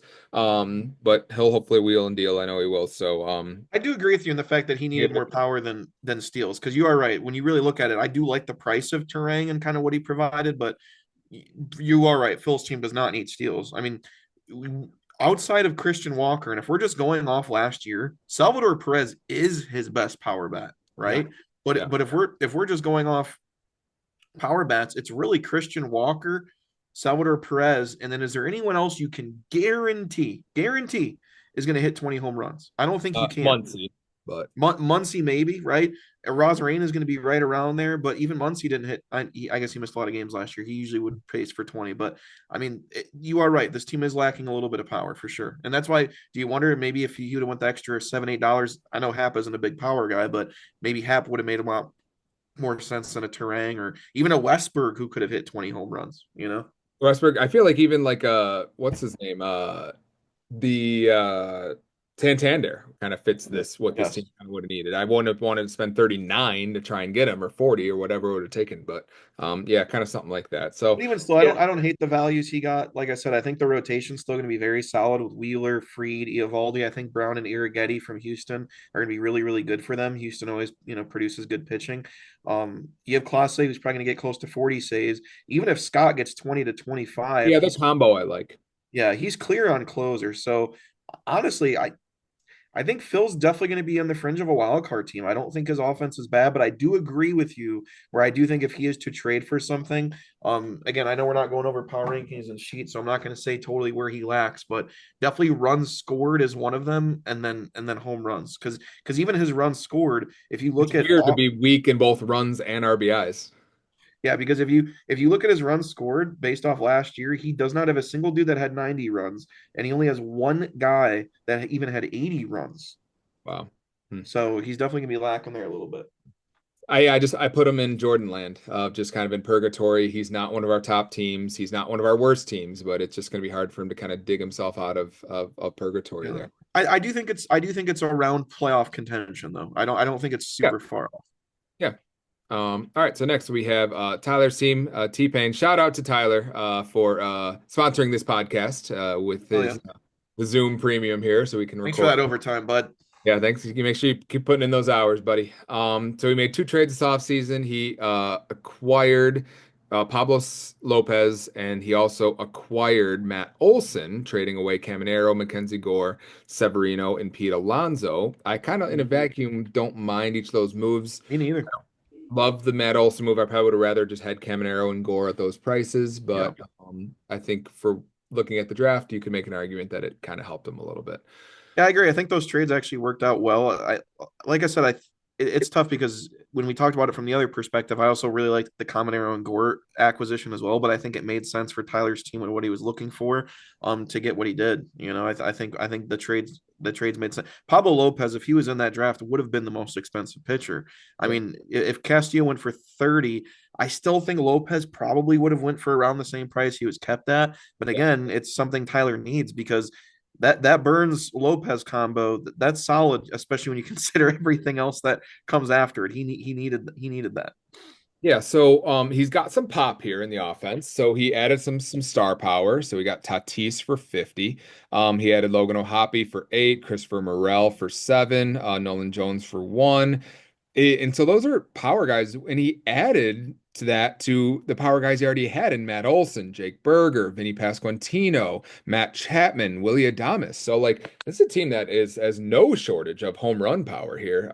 With a lot of these guys that we have, he needs a couple breakouts, and he's got some decent depth here. The way that I'm kind of grading this team is like on the pitching a little bit because. If you have Corbin Burns and Pablo Lopez, those are two top 15 pitchers. You could argue Corbin Burns is more of like a top 10, maybe even top 5. I don't know where he kind of stands. And if the strikeouts, if he's only going to strike out 181, maybe don't consider him a top 5 anymore with some of the guys that have come up and surpassed him. And Pablo Lopez. So if I'm starting my rotation with big money on so $86 between Corbin Burns and Pablo Lopez. I'm thinking to myself, all right, I need some guys just with some high floor just to kind of supplement those guys. And I feel like he has that. Merrill Kelly, high floor guy. Zach Eflin, high floor guy. Not going to light the world on fire, just going to kind of lunch pail, blue collar kind of guy that just is exactly what he needed. So I kind of actually like those combinations. What I just think this team needs is it needs like an SP3. It needs like an high upside SP3 where you're like, if this guy hits and it turns into a big three and Eflin and Kelly round out the rotation, then it's just like, okay, this is a A really Bailey solid. Ober. Yeah, maybe like a Bailey Ober kind of guy, but I feel like he's kind of already half broken out, and I don't really love how many home runs he gives up. But it's kind of somebody like that. Maybe a Drew Rasmussen down there, or maybe some one of those guys on the bench kind of breaks out. But he also, I don't like his closer situation at all. David Bednar, he kept, who had a 5.7 ERA, 1.4 WHIP last year, not great at all. I don't know how long he keeps the job. I don't know if Pittsburgh has a guy waiting in the wings, but Pittsburgh's trying to contend. They're not going to be that patient with Bednar this as much this year. And then Carlos Estevez, they still had Urseg, who was really, really solid last year. Yeah, they signed Estevez, but I think Estevez is probably better suited in a setup role, maybe. And Urseg was really good. And I think they've already said that Urseg is the high leverage guy. So you're taking a Royals team who might be okay, and he's going to be maybe a part-time closer for the Royals. So like I just don't like this closer situation at all. And I think that kind of brings down the upside of the starting pitching. So I think that this pitching staff needs like one more pitcher, and the offense is decent. I feel like it's a pretty solid draft. I feel like I might give it like a B, maybe a B minus. I don't know if this is one of our top contending teams, but at least I see the idea. I see the path here. Yeah, I had the toughest time with Tyler's draft because I think in terms of like a contending team this year, there's definitely some holes, especially with what he gave up. Again, it's one of those weird things where would it look better with Cominero and Gore Yeah. instead of Olson? It might, and it might have made sense more for Tyler because of all these. Here's what I like about Tyler's team. Again, I know we're not breaking it down completely, but he does have a lot of flyers. I mean, like a $1 Nolan Jones, a $1 Joe Adell, a $3 Kershad, a $1 Stowers, a $1 Jordan Walker. I mean, these are guys like people are kind of forgetting about, but Jordan Walker's 22 years old and was the number 2 prospect in baseball just a year ago. Mhm. Granted, he's been pretty bad at the MLB level so far, no doubt about it. But I mean, we're talking some top end talent here between some of these guys. Again, I don't love this staff. Obviously, you mentioned Burns and Lopez. Yes, that's going to be one of the better 1-2s in the entire league. Suarez was amazing last year, so that at $3 is really really good. So you do like that. Um, Eflin, solid. I do think, like you said, you're maybe missing one more middle pitcher there, but you can never have enough pitching. And I actually kind of like the depth he has. Savali, Detmers, Drew Rasmussen. Again, nothing to write home about, but I do think he at least has that kind of in the backup. But Mhm. Tyler's team is one of the hardest to kind of rate because he did go out and spend 50 on Tatis. Um, so he went out there and spent money early. I wasn't a huge fan of McLean being kept at 26, but I'll tell you what, I think McLean's going to be big this year. So I really wish he would have just been thrown back in and got it like 15 or 16, which I think he probably maybe honestly would have settled in at maybe 20. Um, but I still like McLean a lot heading into the year. So it's tough to say. Tyler to me is one of the tougher teams to rate because I think there's obvious holes, but there is some big star power, kind of where you need it. Yeah, so like I don't know, I can kind of see the idea, I can see the path here, but I mean to be transparent, I sent Tyler a message this morning. I offered him Shane Baz for Jake Berger because I feel like you can subtract Jake Berger out of this lineup and it's still gonna be fine because you have guys like Joe Adell and Jordan Walker who can come in and replace Jake Berger and you're gonna be okay. I actually think like a guy like Joe Adell probably fits better to get those steals in this lineup than what you need from Jake Berger.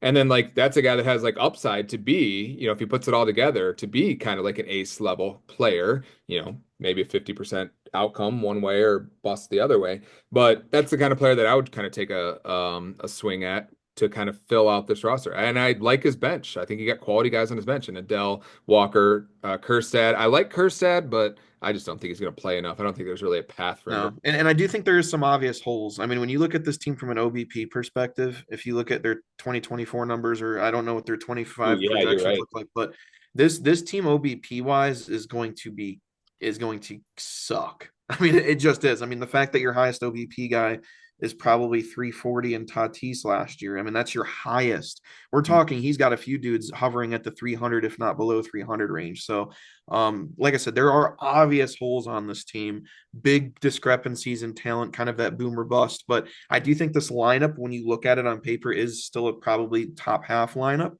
And again, when you're rolling in 2 aces as well, that's good. But well, that's what I'm saying. Tyler's team's really tough to predict for me. It's an interesting squad. Yeah. I would Yeah, overall on the draft side of things, I think he did pretty well in trades and this and that. On the draft side of things, I'm going to give him like a C though. I don't think anything in the draft totally stands out to me. Like I said, I like Walker at $1. I like Adele at $1. Tatis at 50. I mean, that's again about what I expected him to go for. So I can't really give him huge kudos on that. So I don't think anything in the draft is totally standing out to me where I'd give him a plus grade. But the team overall, we'll see. Like I said, his team's tough for me, but I'm going to give him a C for the draft grade. I'm gonna go.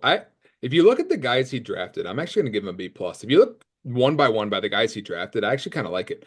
Morel has upside and a lot of positional flexibility there for $7. I was in on the bidding there to try and get him back. Nolan Jones, you mentioned him for $1, maybe a bounce back season. It's not going to take much for him to be valuable for $1. Yeah, He doesn't have to bounce back to what he was. He just has to bounce back just a little bit. He yeah. got rounded out the bench well, and Adele, Kerstad, Stowers, Walker. That's a solid bench It's there. just all outfielders though, so not a whole lot of flexibility depth wise. Yeah, but he also has like infielders in other positions, Sure, and he has sure, flexibility in his outfield, and like a guy like Morel that he can move around as exactly. well, and Yeah. McLean. And then like the guys, like I said, Eflin and Kelly, I like that for 4 and 3 instead of you didn't really need to go get like a Jared Jones for 27 or anything like that. You just needed kind of guys to round it out a little bit. I wish he kind of got some more upside arms, but I'm gonna give him a B plus for what he did in the draft. I kind of actually like the guys that he got here. Yeah, I feel like it's pretty You know, what, solid. I'll go C plus then. I'll go C. Oh, what a generous guy. You hear that, Tyler? I talked him into a D plus, or it's into a C plus. You're welcome. C plus. There you go. C plus, it was a C, but then he remembered that he pays for the Zoom, so that's why you got Yeah, I gotta give him a little bump. a little bump, the Shane Yeah. Gillis little bump. Yeah. All right, our last team finally going on the 3 hour mark here. Only way we know how is Justin's team, the Wahoo Maniacs. Um, let's see the transactions first here. We have a couple trades, two of them. He acquired Bryce Harper, sent out Flaherty and Cronenworth. All things considered, probably a plus there, considering there was no Bryce Harpers available. And then sent away Seager for Justin Steele. I didn't like that trade for him at all. I think I talked about that in the last pod, just because I was like, well, why would you acquire what you acquired and then trade away this for that? And then I really like the value of Steele over the value of Seager. So I wasn't really a big fan of that. If you look at what Justin did in the draft, I think he had some really good values here. And we talked about Strider already. We kind of talked about Garrett. All right, we haven't talked about some of these other guys here, but I really like JJ Bleday as a potential breakout for $1. Justin, I think, got to the point where he had 12 guys to get and 12 $12 to spend. And so you just dollar guys the rest of the way out. But he actually got some decent contributors here, the guys that you could put in your lineup. So Blade is, I think, like the 3 hitter for the Athletics, behind Rooker and Butler and stuff. So he's going to be decent in that lineup. Showed some flashes last year. He got Garrett Mitchell, who is, I think, the cleanup hitter for Milwaukee. He got Candelario, Vaughn, Hayes, and Rayleigh, who you don't really love those guys, all around 300 level players, but guys you could put in your lineup if they get hot or if you had an injury or something like that.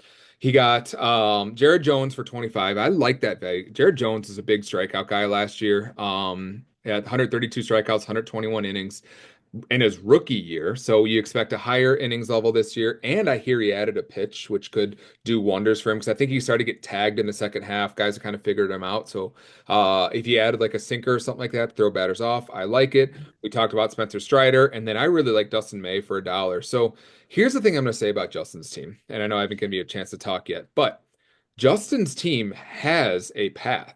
If I look at the rotation here, Justin has always done a good job filling out his rotation to be a decent pitching team. He starts with a base of Imanaga, who isn't like the ace you want, but he put up ace level numbers last year: 2.9 ERA, 1.02 WHIP, 173 strikeouts. You'll take that. Robbie Ray has a lot of strikeout upside. He's pitching great in the spring. He's got Jared Jones, who, if he replicates what he did last year over 150 innings, will be solid. He's got Walker Buehler, who he needs him to get back into form. Dustin May, who has lights out stuff and who has been confirmed as the number 5 starter for the Dodgers. Now, it probably is only going to be for 140 innings, but still really solid contributor. And then you can kind of see where he's at. If 2 months from now he's like, I'm kind of hanging around, and then he adds Spencer Strider to the mix, and now you're going, okay, Strider's your ace, Imanaga's your 2, Jared Jones your 3, Robbie Ray your 4, and Dustin May your 5. There's a lot of strikeouts and a lot of upside with those 5 there. And then you can got your Kyle Harrisons, your Bird Songs, your Andrew Painters. I loved you picked them up off waivers. and your Walker Buellers to kind of maybe chip in at some point. I think that's got some upside, and the lineup isn't bad. Yeah, Justin's teams are going to be really interesting this year. Regardless of the success or the failure, Justin to me is going to control a lot of what happens this season because of his team. For better or worse, like I said, I'm not going to sit here and say that I think this team's necessarily going to be a top 4 or 5 team or even a top 7 or 8 team because again, I do think there are some big holes here. But like you said, I do think there is a path to some success. But here here's what I'll say because I know we're not ranking the teams yet. We're not ranking who we think are playoff teams or who are the best teams. This is strictly off a draft grade kind of thing. I think Justin off a draft grade probably did in terms of where his team was probably did the best for years moving forward and to try to maybe make some things happen this year. I must mean he must have killed it. He must get a good draft grade from you if he improved his team through the draft more than anybody. I'm expecting a good grade out of you. I don't know if he improved his team more than anyone in the draft, but I do think he improved his team standing. Because here's what's going to happen. I think Strider at 28 is one of the best values. Again, Justin's team, here's what I'll say. It could be good or it could suck, but let's pretend it sucks really bad. Okay, let's just pretend Justin's team's not that good.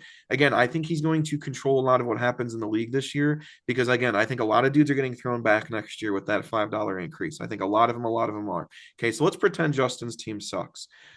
He still has Bryce Harper to dangle as trade bait at the deadline. He has Trey Turner to dangle bait at the deadline. He has even a Michael Harris. He has Corey Seager. He's got that star level talent to trade. Not only does he have that to trade, what I think he did amazingly in the draft is again, we talk about all the time how you can never have enough cheap keepers. I don't want him to give up on any of these dudes early, but when we're talking about guys like Birdsong for $1, Harrison for $1, Dustin May for $1, I really wish Andrew Painter would have been drafted because that would have been awesome instead of this. I know we talked about that right at the end of the draft if Painter would have been drafted, but Garrett Mitchell for $5, we got Blade for $1, Matt Shaw for $1. There's a lot of potential here too. And Jared Jones, like you said, for $25, I think that was a really good value for where a lot of Yeah. those pitchers went. There's a lot going here where between trading superstars possibly, and even I just mentioned 9 $1 players. If Yeah. even 5 of those turn into keepers, then all of a sudden you're going into next year with maybe 10, 11 keepers with a shit ton of money. So Mhm. I don't necessarily know if this team's going to compete. It remains to be seen because I do think there are big holes. I think he does lack in certain areas, but I do think you're right in the fact that this could be a surprising rotation. But I do think it's still missing something. Um, I think it's still missing a big arm or two. I think the lineup is still missing a big bat. But like I said, Justin's team in terms of the draft grade for what he needs to do to be successful, I'm going to give him an A because I think he didn't just go out and say, you know what, I want my team to be good. I'm spending 35, 40 on 3 players because I don't know if that would have served Justin right. He went out there and got it. Again, I didn't love Garcia for 27. I think I would have rather gotten a Woods for 30 or a Merrill for 30. But again, I like a lot of what he did.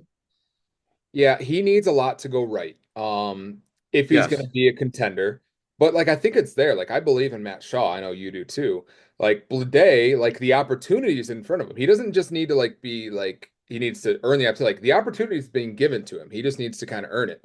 Garrett Mitchell, the opportunity is being given to them. He just needs to play well enough. And if like those guys just play like average enough to keep those positions, this is a Yeah. well-rounded lineup. It And is. I mean, he's he's got like 4 top 60 players in his lineup. on Four top of top yeah, 60. yeah, Yeah. to round out kind of that. And then like I feel like the pitching, he usually does a good job figuring out the pitching. So I feel like all he just needs is one guy to break out. He could add like another upside arm, but I feel like he's in a really good spot here. This team has more upside than Jordan's team. This team has more upside than Phil's team. You might even argue this team has more upside than Peter's team. Like it might not finish out of those teams, but I Yeah. feel like there's a clearer path for what it's going to take for this team to be successful.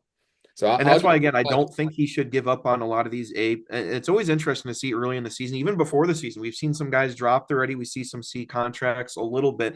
It's always that question of when do I drop these A's? If I'm Justin, even if things aren't going right, like I think a lot of value. I mean, he has to have the most $1 A's in the league. And no, none of these guys might be amazingly great. But going into next year, when I think a lot of guys are going to get thrown back, if you even have like I said, 3 or 4 out of the 9 $1 A players, if you have 3 or 4 of them, be good. And then if it's deadline time, someone in June, if for some reason Justin's team's bad, someone in June is going to take Bryce Harper for a cheap keeper too going into next year, or something Yep. like it's Bryce fucking Harper. Same thing with Trey Turner. Someone's going to, and that's what I'm saying. So I think Big Phillies fans. Justin's going to have a big heartbeat on this season, whether he's good or bad, just based on his team. Yep. I can agree with that. Oh man, that's it. Those are the teams. We've covered it. We've Woo! given grades out. We are here 3 hours later almost. Only way we know how. We are full of hot air. We're gonna try Yeah. next week to give some actual power rankings. Um, And like I said, since we talked a lot about the teams, we could probably fly through the teams real fast. Probably not a lot of trades. Just rank them. Who's playoffs? Boom. I expect there to be more trades between now and then, but I'd say maybe 2 weeks from now we'll probably hop back on, give the power rankings right before that season starts. Maybe we'll do if we could do like a Wednesday night right before the eve of the start of the season. That'd probably be good. There you go. That's like 10 All days. right, Eric, anything you want to add before we cheese it out of here? No, man, I'm excited for baseball to get rolling. I think it's going to be fun. Like I said, I still think when it comes power rankings time as a little preview, I still think those top teams for the most part do remain.